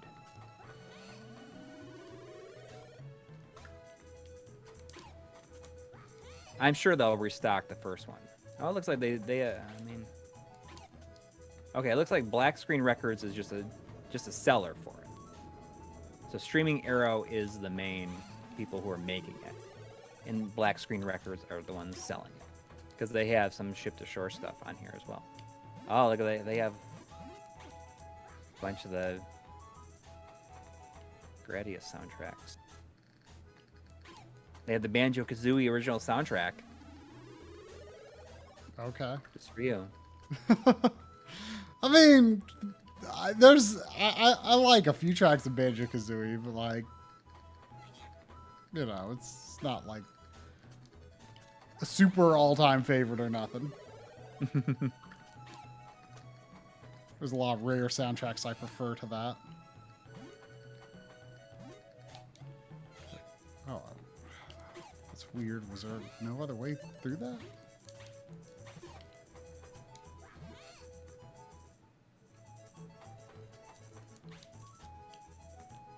Whoa, we got $9.99 from Saner80. Thank you. And just watch your 30-day music challenge video. Great stuff. Now it's got me thinking about what my own list would look like. I think that's a lot of fun. I mean, just get it, like, spurring that idea for a lot of people. I mean, my friend Chris, I told him that I did it, and he's like, "Oh, let me see what's on it." And then he's doing his own. Yeah, I mean, I wasn't really that interested until I saw Joe Rediford's. Like, you say, "Oh, we should do that." I'm like, yeah, maybe. And then I saw Joe's. I'm like, okay, I could feel doing this now. Yeah. But I mean, you look at other people's videos on it, and they're, you know, they move at a brisk pace. Yeah. You know, I think that was one of the things I liked about Joe's. I think Joe's video is like 30 minutes. I mean, somehow we're like almost 2 hours and 30 minutes. But I think it's different because we talk about the music a bit more. Yeah, and which is good. Yeah, I mean, kind of give our context for, like, you know, the game, right? And whatever. Is there anything else over this way? Yeah, kind of.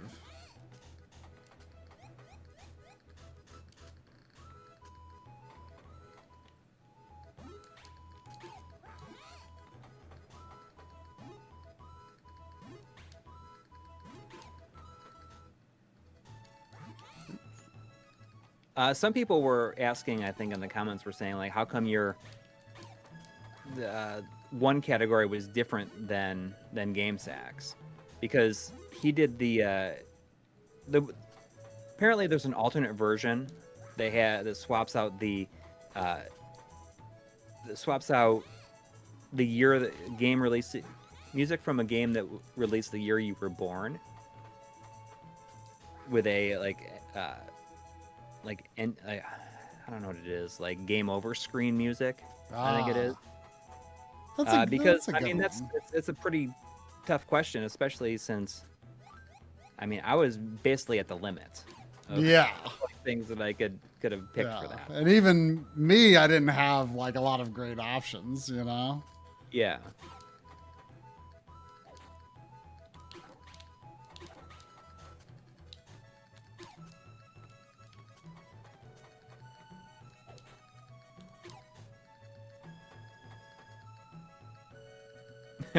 Makes the video great is we actually talk about the tracks. Well, I guess that's why it would be associated with them. guess that's why it would be kind of podcasty if Yeah. anyone wanted to listen to it in that way.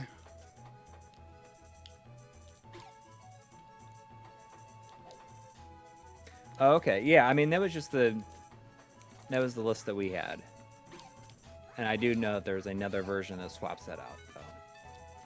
Are there any other versions? It is such a funny question.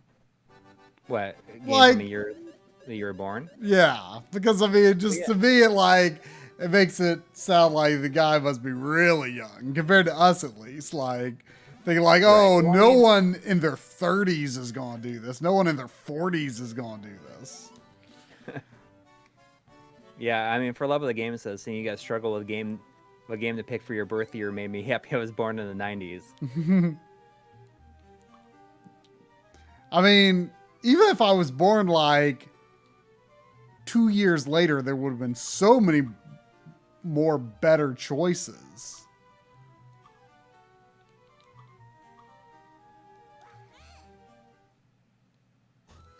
Jared White, I did get your email. I apologize for not responding. I'll respond tomorrow.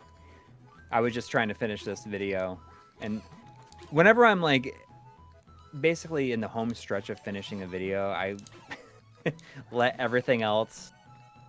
I it's like emails and stuff like that. Everything else suffers.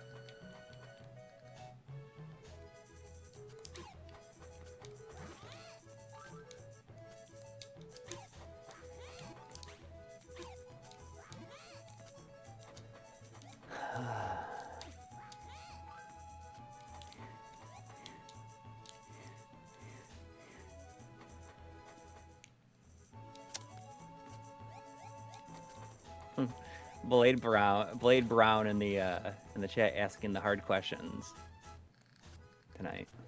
Asking, you ever farted before? I mean, there's a good chance the answer is yes. I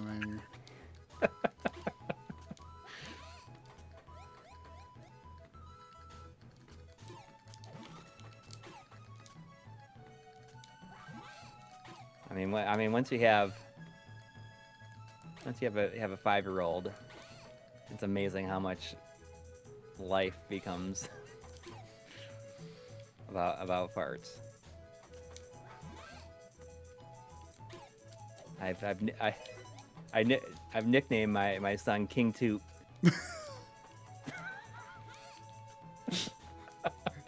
does your wife approve of this? Yeah, of course. I mean, I think it's hilarious. I was very, very, very proud of myself for coming up with it.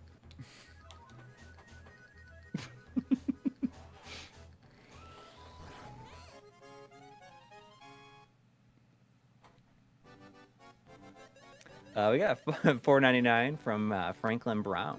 Thank you. So I've been getting into Nintendo as of late. Just completed Link's Awakening and started Paper Mario. Thoughts? Oh, I mean, the original Paper Mario.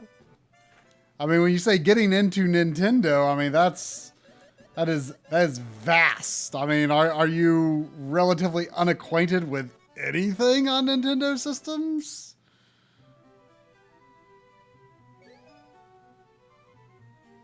I mean, I don't even know where to begin with suggestions because everything. I mean, I'm born and bred Nintendo man, so I mean, I'd recommend just about everything except Yoshi's Story. Forget that. I don't remember a lot about the first Paper Mario. Is the new one supposed to be pretty good?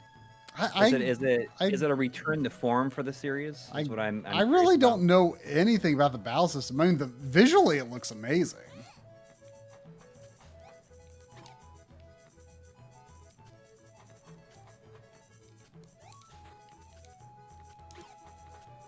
Oh, I see. We're getting the new stuff for Switch, Origami King, and Link Remake.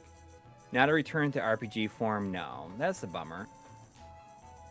I mean, is it an RPG? I mean, how's the battle system play? Like, I don't. Yeah, I mean, but it looks really cool.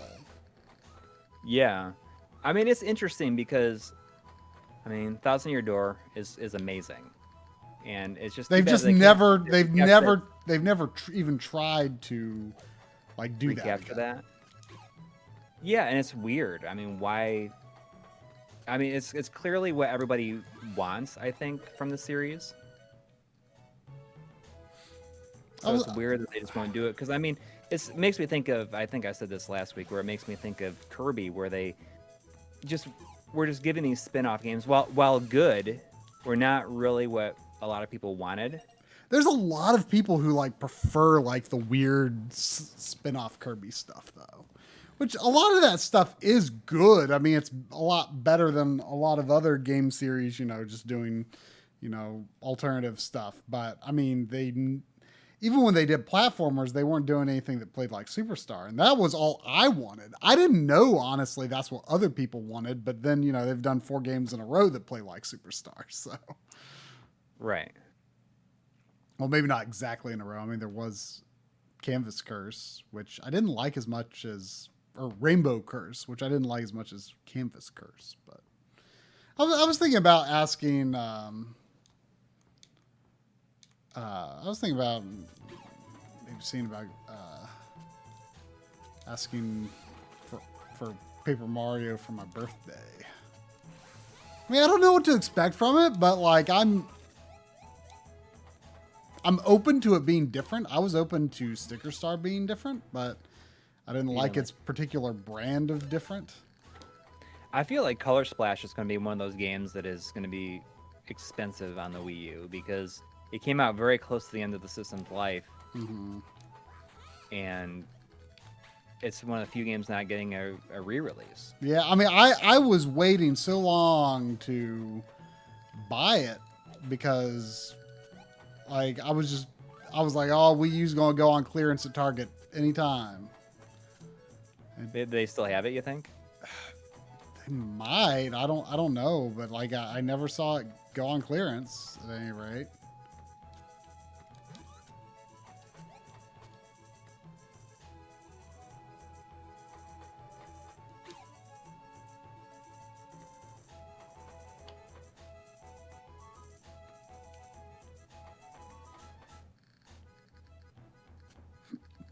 I should see if GameStop has a used copy of it. I mean, I kind of want to get it, even though I didn't love Sticker Star. I mean, the main thing I didn't like about Sticker Star was that there was no reason to fight because you almost always came out of a battle worse than you went into it. That was the main problem, I thought.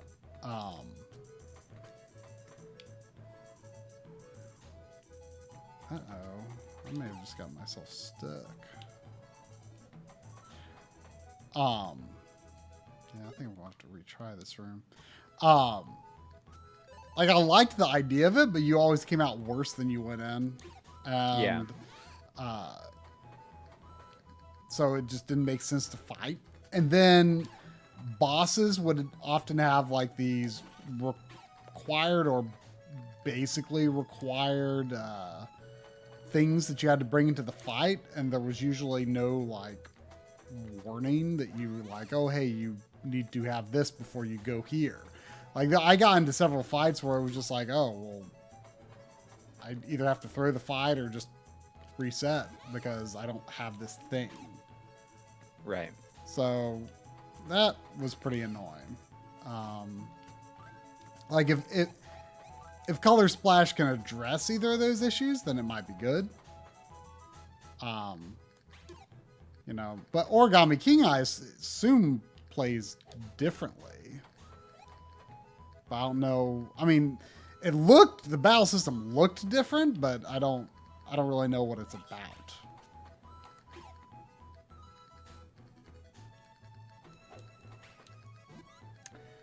I gotta go to the bathroom, and I'm going to refill my water. Okay.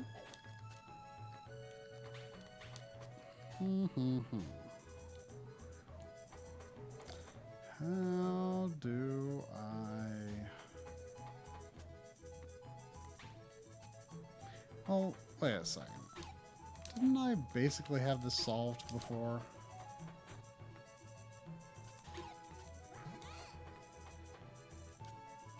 Okay. I don't know why I didn't do that earlier.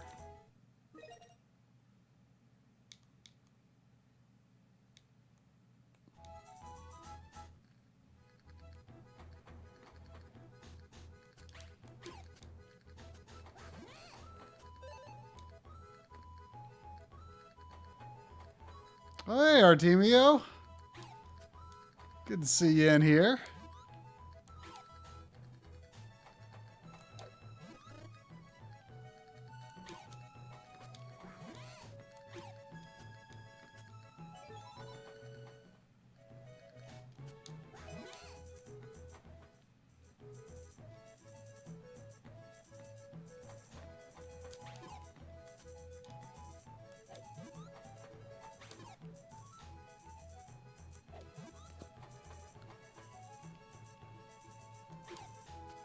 Mr. Fourier is here.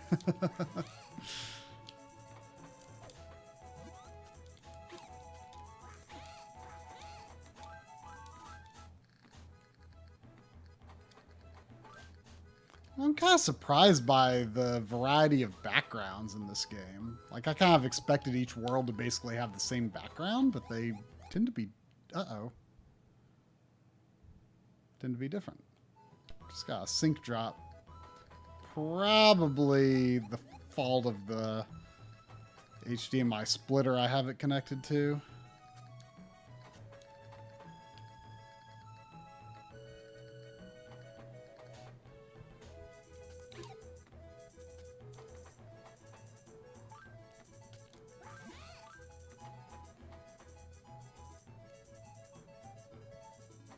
Yeah, the Wii U Pro Controller is great. I bought a Mayflash wireless adapter for it to use it on PC, and it's been my go-to PC controller for years. I use it more as a PC controller than I use it as a Wii U controller, because I mostly use the gamepad on Wii U. I don't mind it. Not that I use the Wii U a lot these days. That was actually the Shantae Half Genie Hero footage in the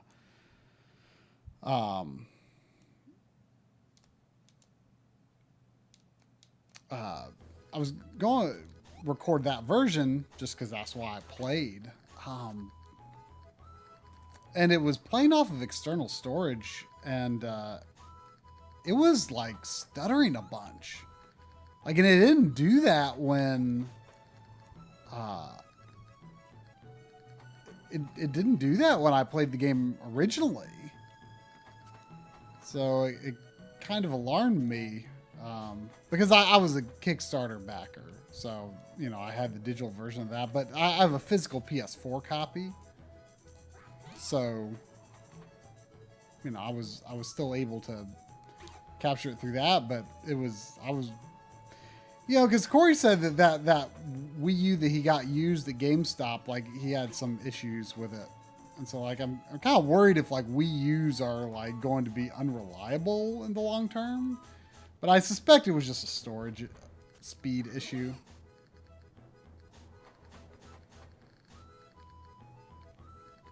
Because, you know, I had a lot of problems with Xenoblade Chronicles X when I first started to play it off of external memory.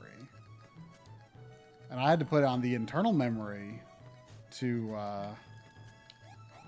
be able... Because, you know, you have those optional downloads for Xenoblade X. And if you don't have it, the game plays slowly. And I'm convinced the game was playing even slower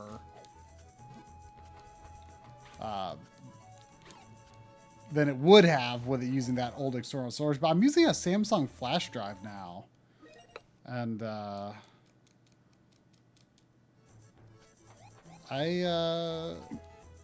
thought it was going to be pretty good, but I don't know. I was just talking about how I tried to record the Wii U version of Half Genie Hero, but it was like stuttering a lot. On what? When I was recording it. It was stuttering, just the game, the way it was running. Yeah, like because I was a Kickstarter backer, so I have like a digital copy on Wii U. Oh, right. But my physical is on PS4, so I ended up recording from the PS4 version. Oh, does the Wii U version not run very good? Good. It runs pretty decently, but like I'm saying, like it was stuttering, like it was like the music was hanging and the gameplay was hanging because I think it was a streaming issue. Huh. Well, it runs pretty good. I think it has some frame dips here and there because I remember from the I think Digital Foundry did it. Like I remember like part of the first level where like you go like inside this tower and there's a bunch of those Tinkerbats or whatever they're called. Like, Right. I think it got down to the 40s there, but for the most part was pretty smooth. But no, this was definitely, I think, a data loading issue. But it did make me concerned though, because didn't you say you had like a RAM issue with that one you got from GameStop or something, or you were concerned it might be a RAM issue? No, with the one that I got from GameStop, it loses connection to USB devices or storage.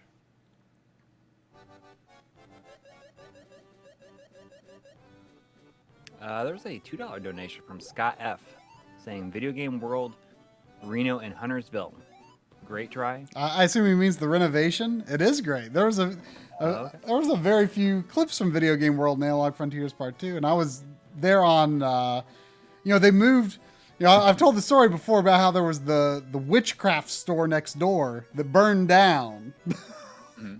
Weirdly enough, like about a year and a half ago. And now they've moved into both sides of it were renovated and they've expanded into there. And they initially moved the store into where that witchcraft store was. Now they've already moved it back. They've moved it back to where it was. Of course, it's now renovated. And they just bought a whole bunch of arcade games from, I believe, Zach said it was somewhere in Arkansas. And he was showing them to me when I was there. I was there on Friday. And he's working on getting a lot of them up in, better condition. But it's an awesome selection. I mean, they've got Shinobi, Afterburner, Donkey Kong, Die Hard Arcade, Time Crisis 2, Hydro Thunder, Teenage Mutant Ninja Turtles, Final Fight, like lots of really, really great stuff. But obviously, I'm sure they're planning on opening that when it's a little safer to do so. But yeah, it's good to have that stuff. It's good to have it now and be working on fixing it up because he said he was working on, recapping some of the CRTs and doing some repairs on those. They have a candy cap, right? They are getting. They don't have a candy cap, but they're looking into it. I've never seen Die Hard Arcade and Arcade, to be honest. I didn't know there was an arcade version. Yeah. Arcade. Is there a arcade version of Dynamite Deca 2? Probably. I'm not sure in the US though. We had a $10 donation from Adam Jenkins. Oh, thank you. Thank you. Saying, just sending a thanks for the chill but great 2-hour mini episode. Keep up the great work. Thank you. Thanks. I mean, thank you for sitting through it. Yeah. I mean, it was chill. I enjoyed listening to it even though I'd lived it. Yeah, I can't imagine a lot of people are interested in sitting through the whole thing.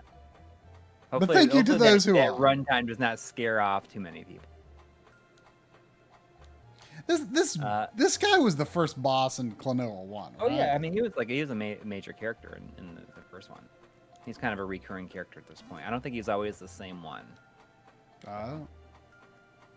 We had a $2 donation from Ross saying Klonoa for Smash. So is there actually supposed to be a Nintendo Direct tomorrow? Is there? I heard people talking about it. I'm not sure if there's really supposed to be a Nintendo Direct tomorrow though.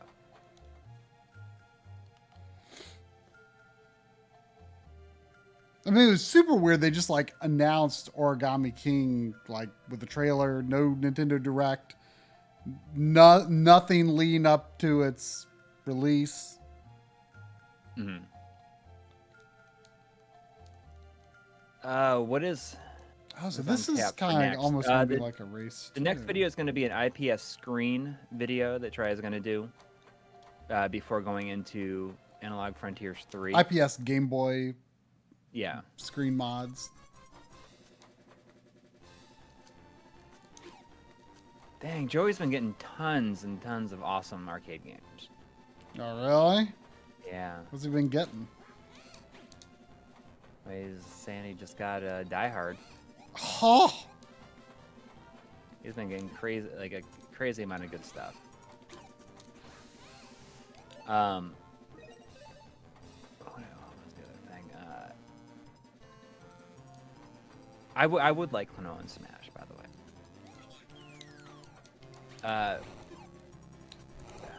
But after that, I am doing the EverDrive updates video. And then I'm gonna do something else, and maybe that'll be the memory card update video, and then hopefully after that is gonna be Analog Frontiers 3. Yeah, I mean, if I move into that immediately after this IPS screen thing, I feel pretty good about being able to get it done in a reasonable time. Yeah, I mean, I think the desired time frame will be September for Analog Frontiers 3, November for 4, and probably January for 5. I mean, we'll see. Who knows? It might be possible to get them all out before the end of the year. I mean, it would be cool if they were all out. I'll see if I can make it happen. I mean, that's. Joy, I have not told him all about your garage arcade. Garage arcade? What? He's been like going crazy with the arcade games and getting like tons of amazing stuff.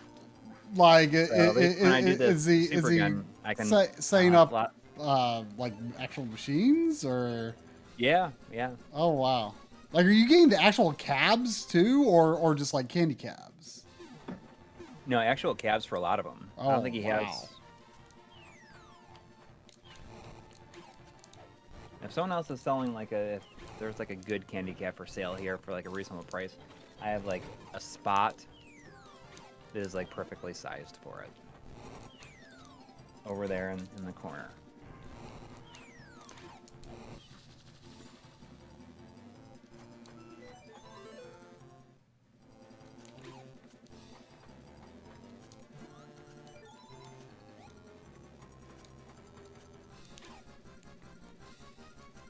Oh, Adam Jenkins, that might be. If he's saying, "Oh, they're just all this stuff collecting dust," obviously looking to get rid of. Yep, he has an outrun. Joey has an outrun that he's recently fixed. You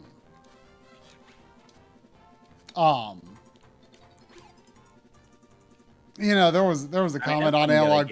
There was a comment on Analog Frontiers Part 2, who, you know, this guy say worked as a mover, and you know, there's just so many CRTs that he's thrown away, and he said there's no resale market for this thing. And the thing is, like, if there was an organized way to get them into people's hands, though, there would be a market for it. Yeah.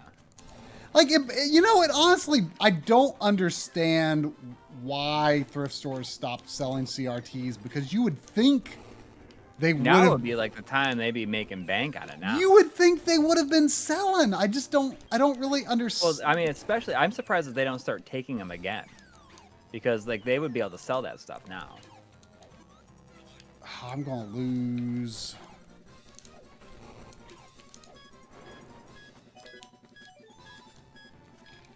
I think I already lost.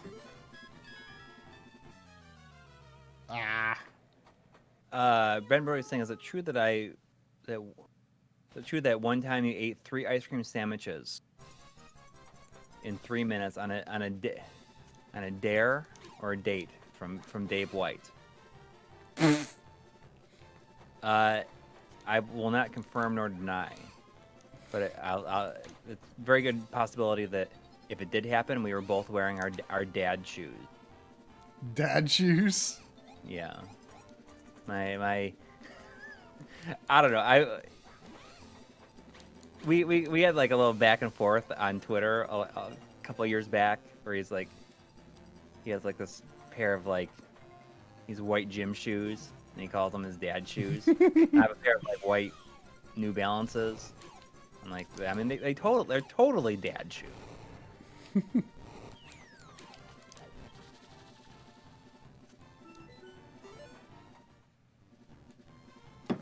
I bet I could eat 3 ice cream sandwiches in 3 minutes.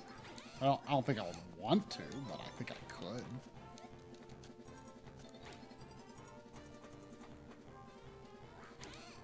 Oh, I cannot. I don't. I'm gonna see if I can do a translation on that. Can anybody in there translate the Charles 6 gameplay? 3 reals. Thank you. Thank you. I'm just doing old Portuguese to English on Google Translate. Yes, I'm gonna try. Greetings from Brazil. Great channel. Congratulations. Well, thank you. Thank you. Thanks for stopping in and watching.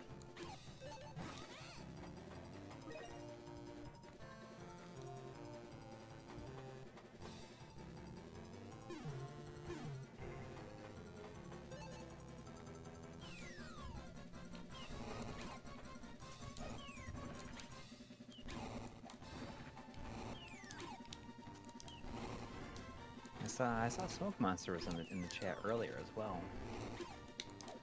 And I think Smoke Monster's working on an EverDrive or Flash Cart video as well.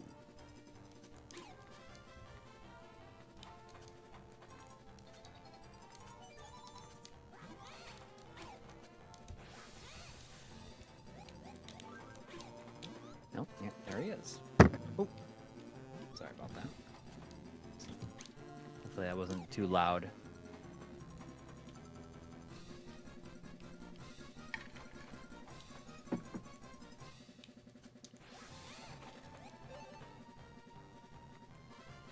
So what are your initial impressions of this? You like it? I do. I mean, Have you played Empire Dreams?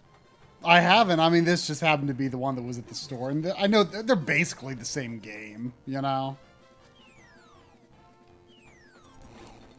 I'd like to get it as well. I mean, you know, I don't have, like, the strong attachment to Klonoa that you do. So, like, I'm okay with, like, a more simple format game. Like, it feels like a comfy fit for a Game Boy Advance game to me. You know? Yeah. We got $2 from For Love of the Game saying $2, but you have to beg, all in caps, Square Enix for a new Gex. Well, I'd have a hard time putting my heart into it, to be honest. Yeah. I rented like the N64. Please have a new Gex. I ran the N64 Gex probably will games not back in the day, play. but yeah, the sense of humor in them has has not aged with me. Yeah. Wahoo!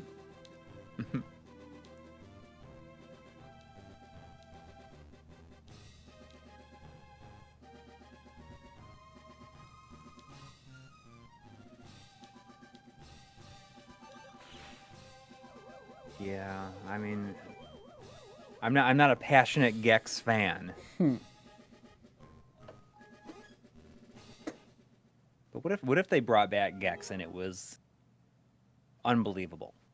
I mean, Like they totally reinvented it and it was like game of the year.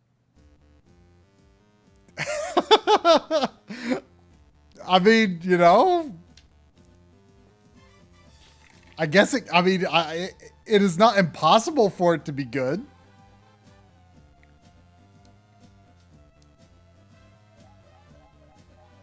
Like, who would you want to voice Gex if they completely reinvented it?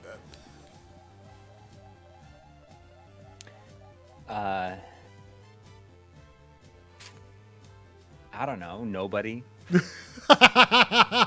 me a silent protagonist, maybe. That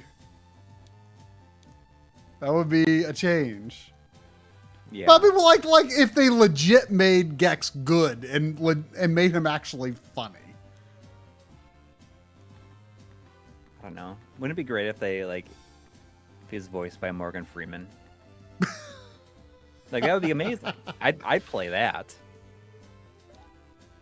That's the only way they can get me to get excited for a new Gex. I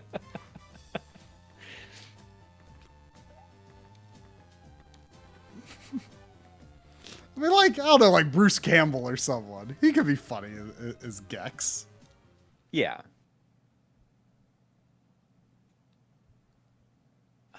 Danny DeVito. JD Chambers is asking if Klonoa 2 is any good, and it is. It's as good. I don't like it as much as the first one, but it's very good. Even if you just only play the snowboarding level over and over again, it's worth it. So the only reason I went into this level was to just be sure it's safe, because I was thinking maybe I'll go upstairs and see if I can grab another Game Boy game to play for casually for a bit. But I've got this thing where the first game I ever owned that had a save battery, believe it or not, was Super Mario Land 2.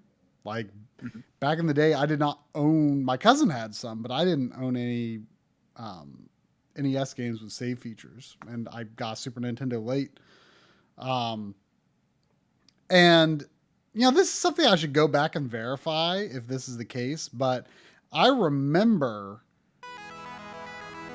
beating a level and going out to the world map, and when I can turn off the system and when I turn it back on, like I had not beaten that level.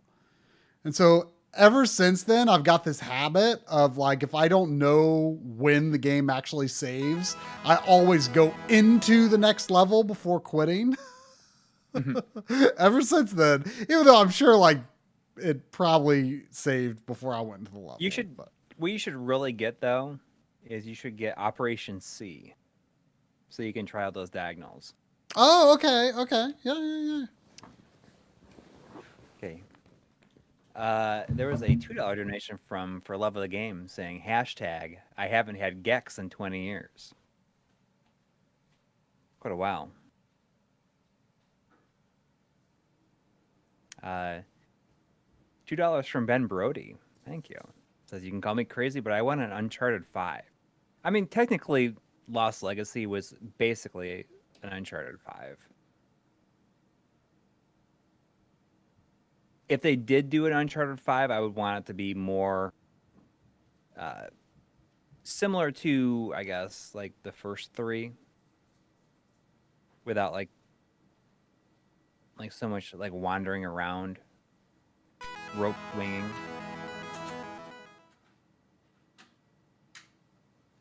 And there's $5 from Aaron Welsh saying, what classic game that was bad but had potential would be an opportunity to be remade into a good game?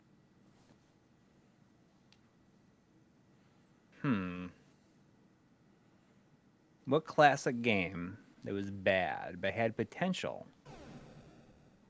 would be an opportunity to be remade into a good game? I mean, there's a lot of those, really. Yeah, I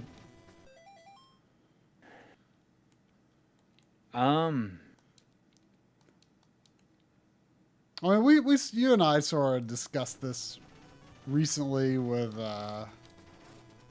John and Audie, Friday the 13th. You know, it's a game but that did get a. Well, it got a new version, but not like necessarily based on the NES version. You know, like Right. It's a game that has interesting ideas about, like, you know, Jason kind of moving around in ways that you may not be able to predict.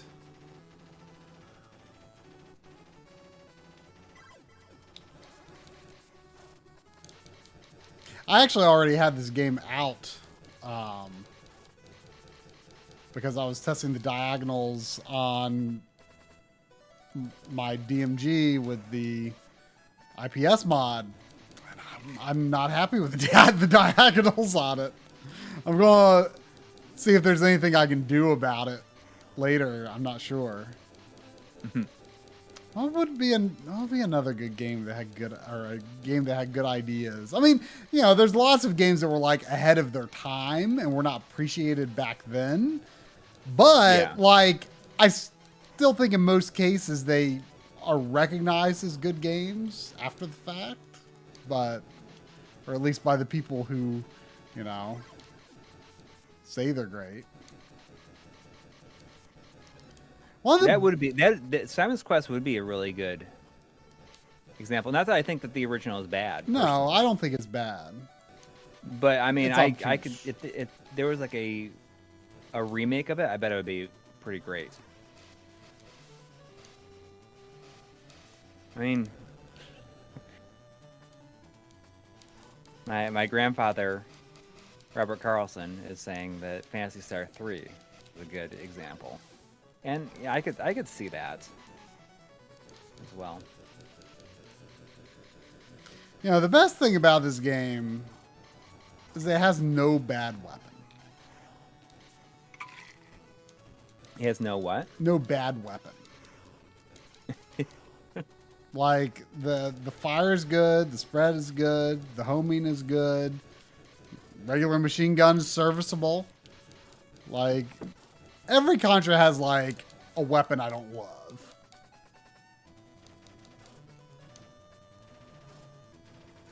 But they're all good in this one.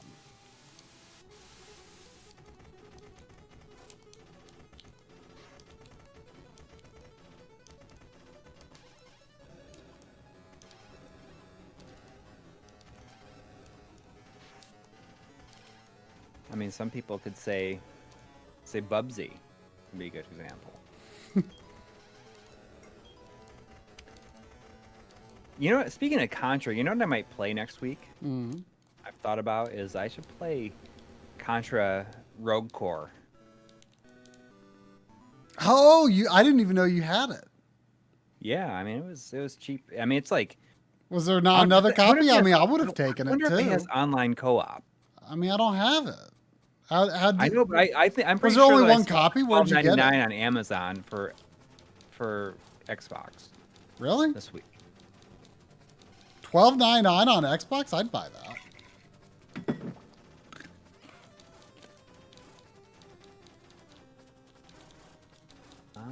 That would actually, if it has online co-op, that would actually be pretty fun. Even if it's bad, that'd be fun. I mean, I didn't hate the demo. I mean,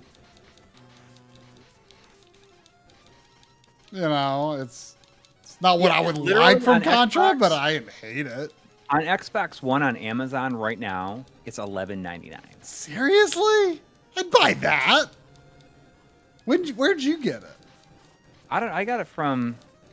I think I got it for Best Buy, like on a Black Friday. It was like $19.99. But $11.99. Oh, yeah, I'm going and buying that right after the stream. I mean, come on. Yeah. The Switch version is pretty bad, though. What? I mean, I played the demo on Switch. It's pretty bad. I can't remember if I played the PS4 demo or the Xbox demo, though. I don't think I did. You know, the bullet point features for it on Amazon. It has a whole bunch of things, and one of the bullet points is Return of Contra. That is. It's true. The selling point. I mean, technically, it's true. And Contra's all in caps. I mean, should Contra always be in all caps? I'm not sure. Contra.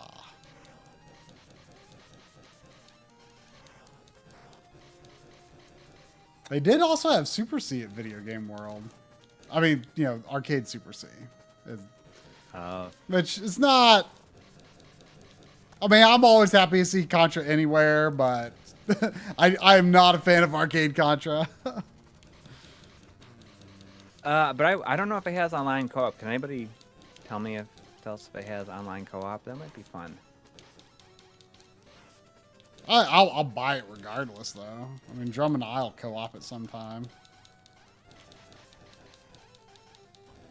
There's a 1-star rating on Amazon that just says pure trash. I'll still buy that.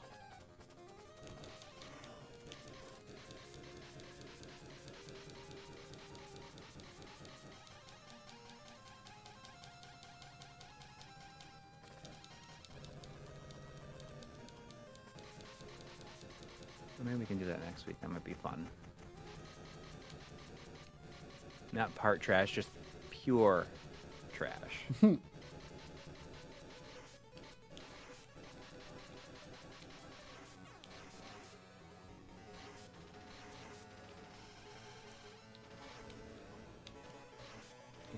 mean, it says they throw all sorts of fancy upgrades and all this confusing crap at you to obfuscate from the fact that the core gameplay is trash. You feel slow and underpowered.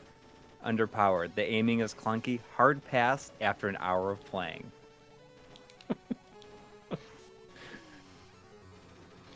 I feel like you'd have to play for... I don't know if an hour of playing is enough. Yeah. But if it has online co-op or whatever, I'll still play it, even if it doesn't have online co-op. But I'll look it up. So you got the Xbox version? Yeah.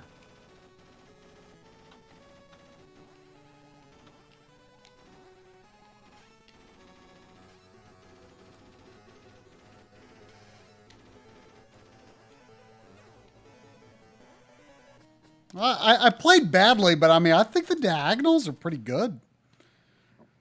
I mean, what was your assessment of the controller so far? Yeah, it's been pretty decent. I was actually surprised when I started recording some gameplay from Darius Twin. I made it to the last level somehow. Really? Like almost into the game. Yeah. I thought you were bad at that game. I thought I was too. Wasn't that the game that you put on your game I don't like but like the music? Yeah. Yeah, and I was recording footage from it and I somehow made it to the last level. Do you not like it anymore? No, it's I still don't think it's very good. I'm going to go get something else. Okay.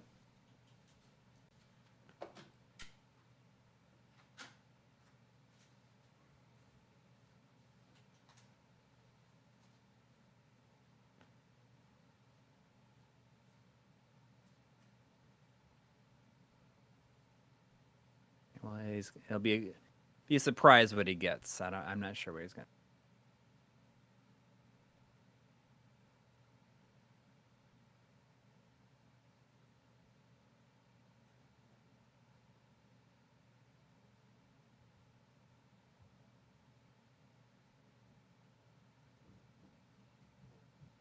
Yeah, they're the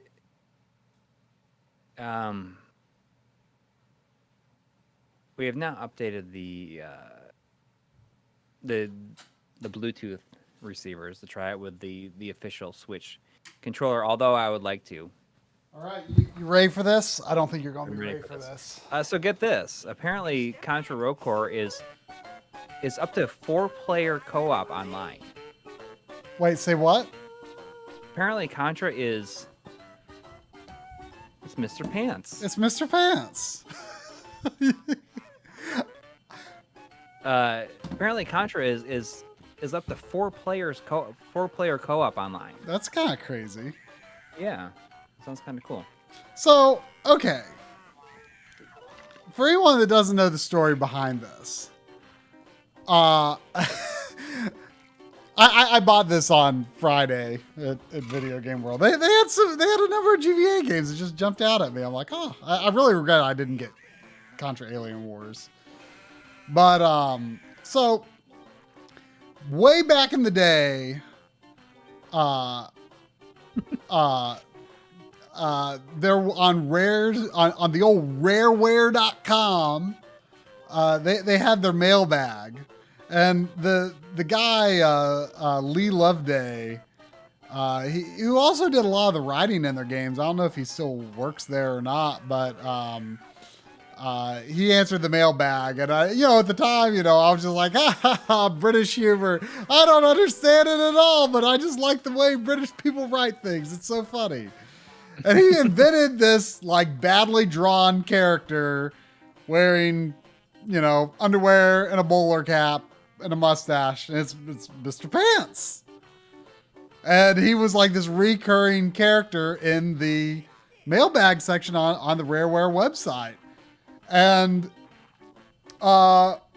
before Microsoft bought Rare, they were working on a game called Donkey Kong Coconut Crackers.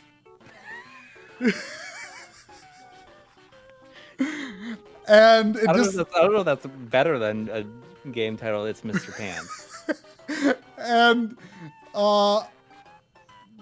it disappeared and reappeared as it's Mr. Pants. Really? And so like it's unbelievable. This character that originated as like a website joke became like an actual released video game. Yeah, I mean, it looks like they probably made this in a couple of days. Okay, so I popped this in when I was testing out the IPS earlier. Look at him. He's just like he's juggling those. Oh, look, it's different. It's a different kind of underpants. Yeah, I know, and it looks like the name. It was Doe, Duh, and A is the saves on my my cartridge here. I guess I'll be a guess. So I popped this in, and I have no clue how you play it. I have no clue how you play it. Fill your pants with the biggest score possible. Your pantalones. Fill your pants with the biggest score possible.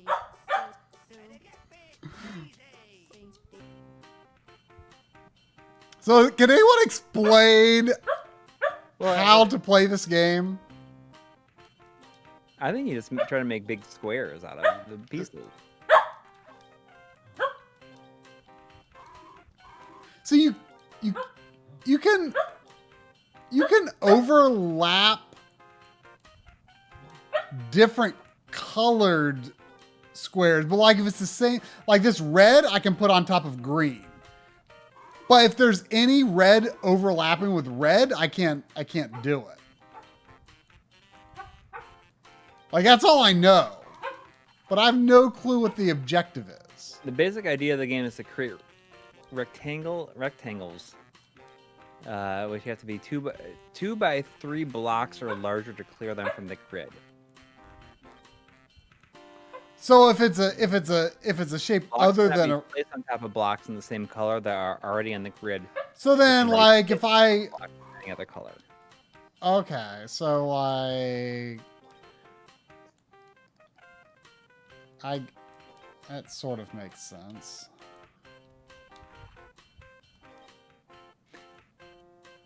I can understand that they put a lot of thought into the idea and everything behind the game, but once it came time to actually start making it, I wonder if they only took them a couple days.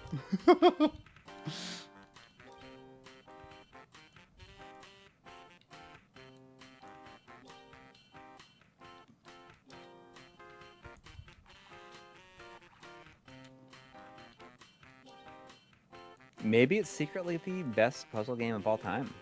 I mean, you never know. I mean, what if it is?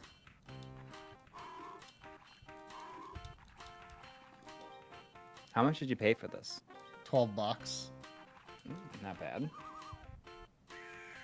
All right, I got my first clear, and it was only because this scribble like enclosed on it. It was not really of my own making.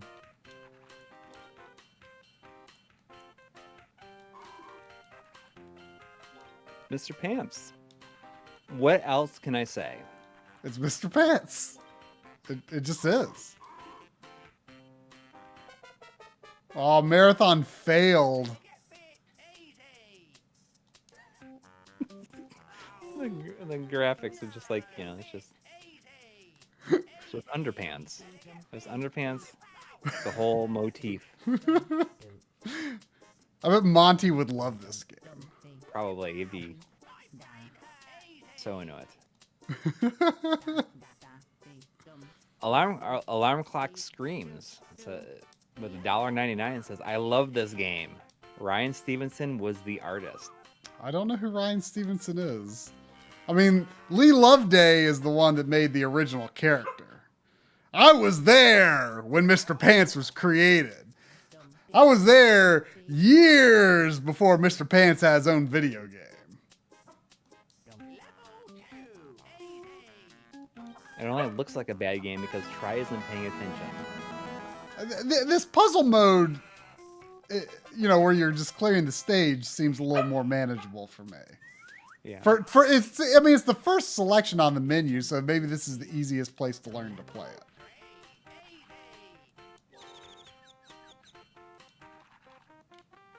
You just have to make recta. I mean, it's kind of like Puzzle Fighter in that sense, where like your goal is to like you do better if you like blob them together. I know, Sandy, it's so silly. It's so silly, Sandy.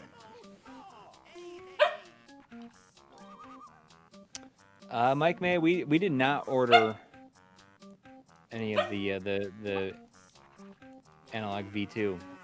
I mean, I if wish we'd known that they were going to be different, then we probably would have. But no. There's no hint that it was going to be anything more than what the last one was.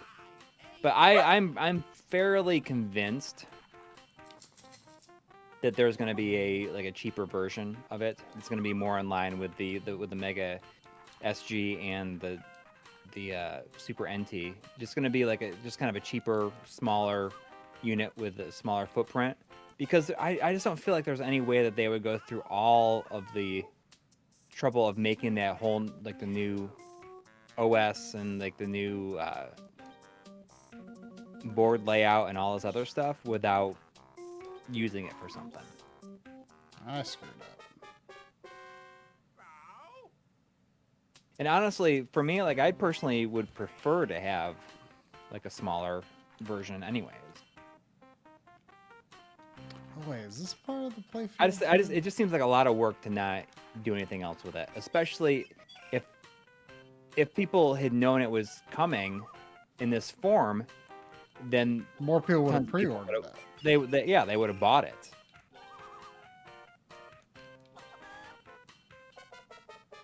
Oh, I have to. Oh, I see.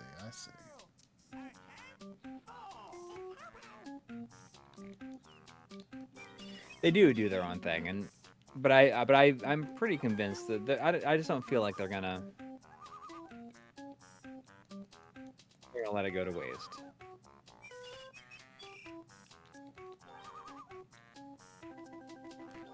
Do you think this game has ever been streamed on Twitch before?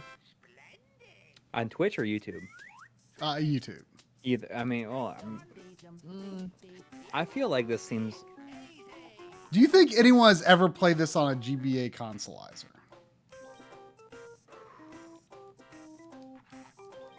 I don't think that anybody has ever played this on a GBA console, except for I bet you. I mean, I would be surprised if Woozle played it on a GBA consolizer just to make sure it works. Mm.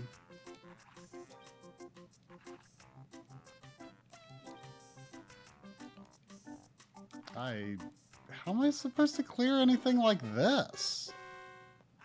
I can't make a box that big. I don't understand. Like, I don't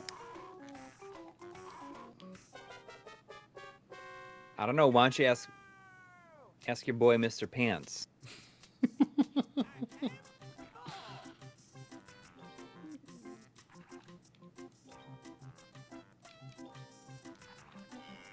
I mean, I can clear that, but there's not enough. There's not enough. All the pieces on top of each other. Oh, I guess I could just do that. Oh yeah. Yeah, I'm basically just discarding them. See, that's how Mr. Pants would do it.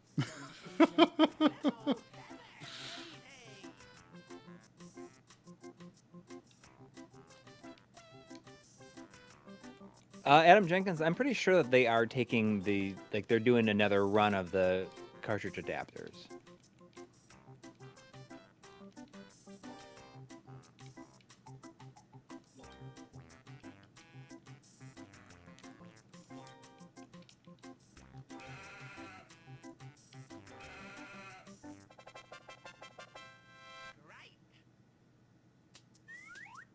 They did make the working Game Gear adapter, though. Right, yeah. I mean, that's been replaced.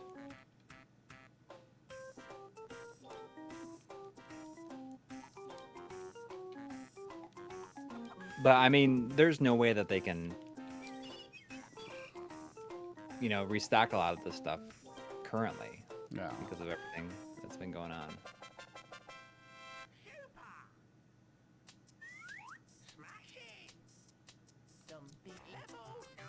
Mr. Pants.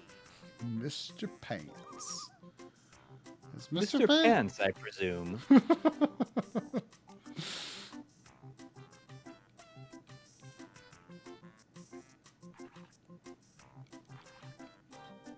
Oops.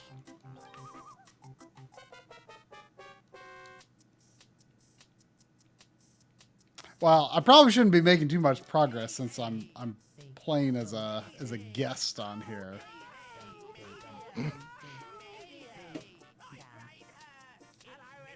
What else did you end up getting? That game, Lady Seal. Let me go grab it. It's an interesting looking game.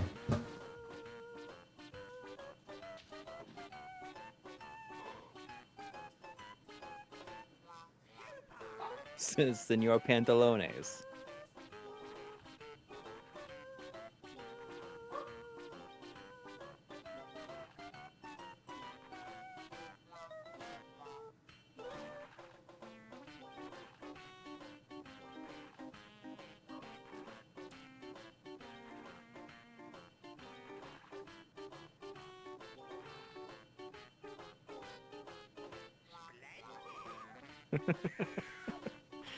It seems pretty split. There's a lot of people that think this looks amazing, and other people say it looks like crap, but I'm not sure if the people that think it looks amazing are just saying it.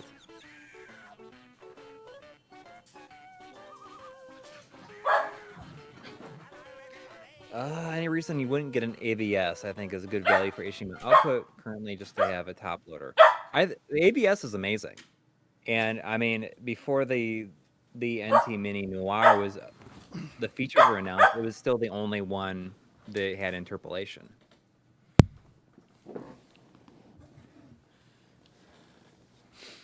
I believe this is the audio tool's licensed by Factor 5. I remember this having like an ad in Nintendo Power like really early And Go to credits really quick. and Let's see if there's any familiar names. Oh, there's actually some audio scratching. Is this one of the GBA games that has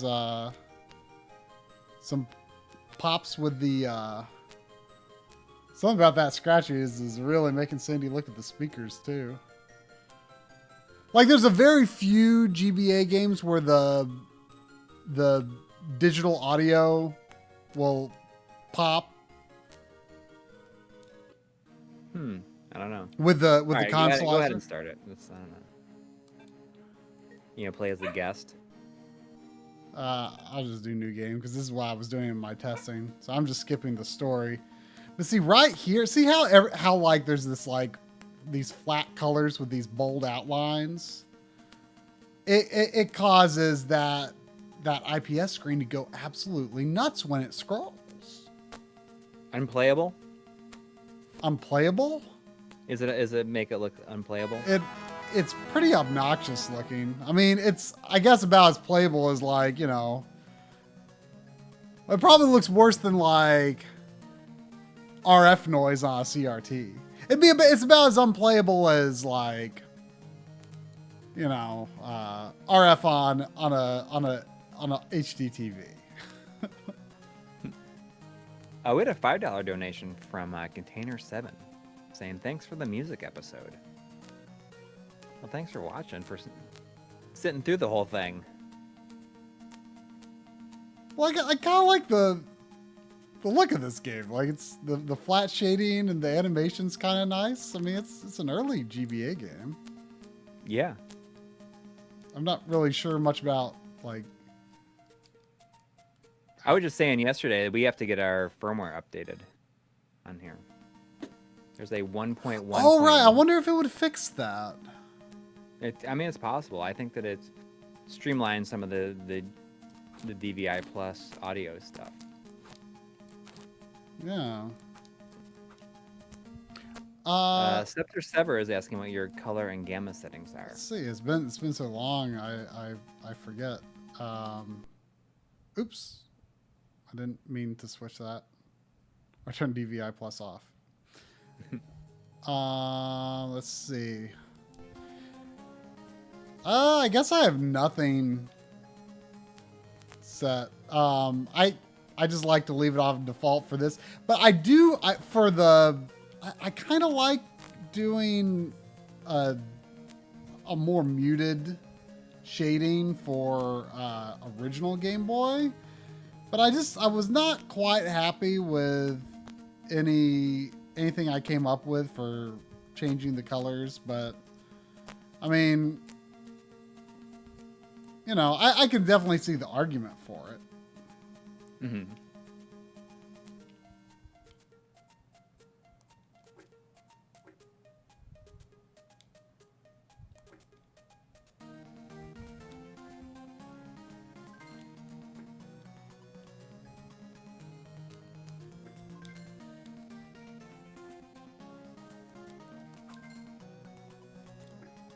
There was a comment on the video. I'm just kind of skimming through the comments from on the new video really quick, and someone was saying the biggest surprise of the video is that they thought that they would have bet large sums of money that neither of us were above like 31 or 32. Really? Yeah. I want to say there was a comment at some point that thought you were the one that was younger than me. Yeah. Scepter Sever. So DVI Plus works a lot better with the 1.1.1.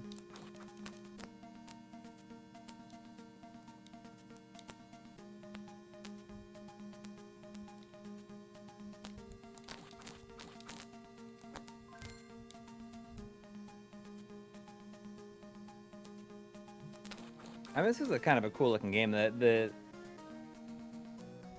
graphics look like really like hand drawn. Yeah, like the animation's really smooth. It's kind of a unique looking game. I like the vibe of it.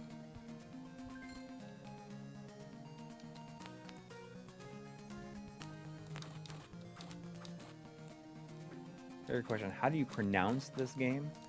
Lady Sia? I mean, that's what I've been saying. I guess you. Is there people saying Saya? I have no idea. I mean, it is European, so maybe Europeans could give me a better idea.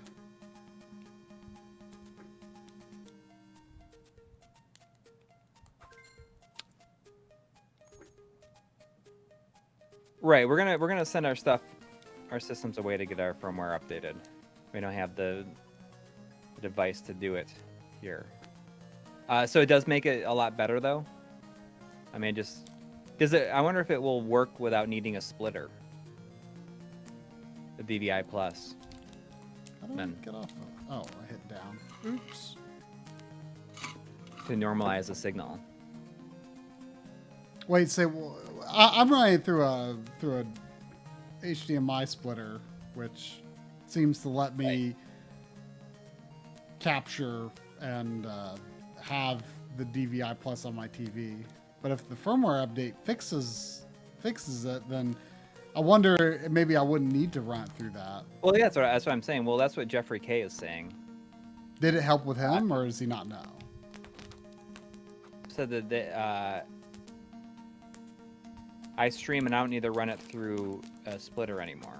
Oh, after the update. Yes. Oh, okay. Well, that's good news then. Yeah.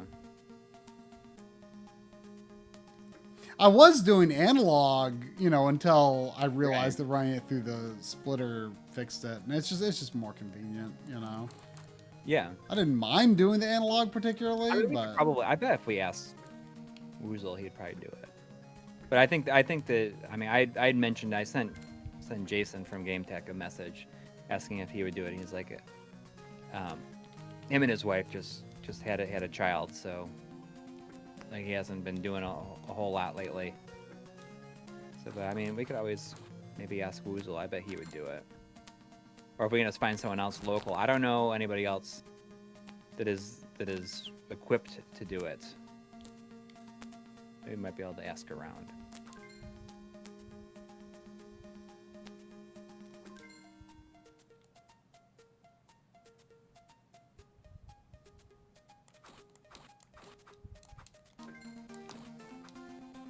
this game was also $12.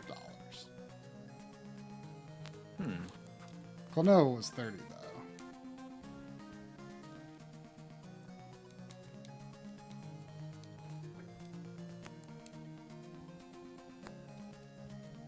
Oh yeah, no, I think it's pretty.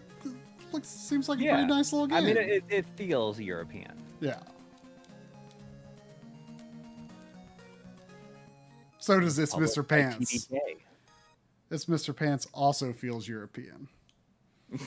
Yeah.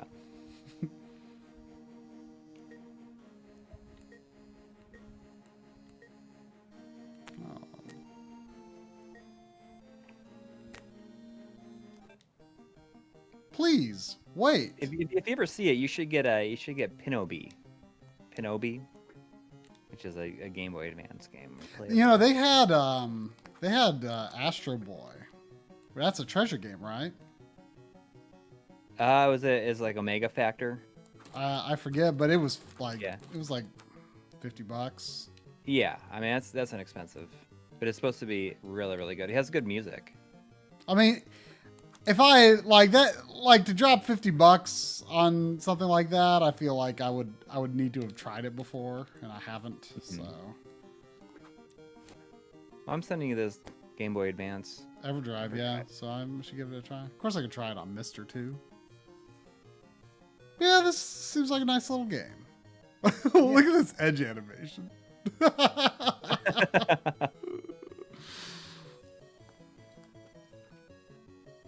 Welp, is that gonna about wrap it up, you think? Yeah, it's midnight. Yeah. I think it's about time. It's about time. Well, thanks everybody who hung out and everybody who donated. It was a lot of fun. Yeah. Yeah, it's a decent amount of people for a Klonoa stream. Yeah. A GVA Klonoa, no less. Yeah. Yeah, I like this controller so far. I mean, I'm not I'm not really having any issues with it. I mean, I'd probably have to play a little bit more with it to be sure, but I mean, you know, a little more serious Contra play, you know. But one thing I don't like about the Super Nintendo one is it doesn't have a home button, and the NES one does. I haven't tested like if the home button will bring up like the high def NES menu or the NT Mini menu. Well, it But definitely will on the new one. But what's cool about it, if you're using on an NES with N8 EverDrive, all it does is just like inputs a key combination. I think it's like down and start.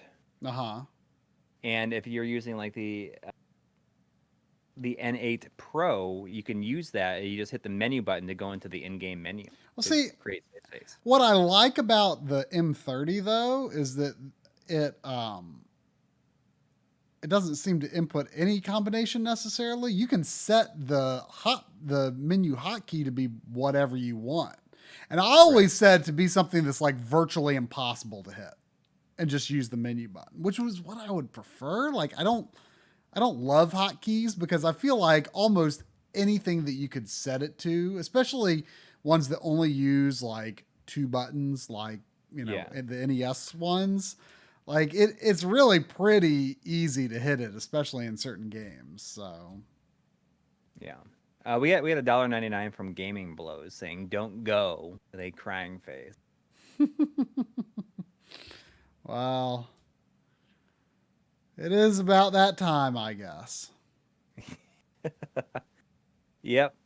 And I'm getting started on the EverDrive update video tomorrow, and you're working on the IPS screen. Yeah, so I wouldn't expect it by next weekend or anything necessarily, but I think you never know. You never know. But you never know. Surprised. It could be. But we're really trying to get it done within a week and a half, so that we can have 4 videos out. Have had 4 videos out in July. No. All right. Well. All right. Good night, everyone. Thanks, everybody. Take care.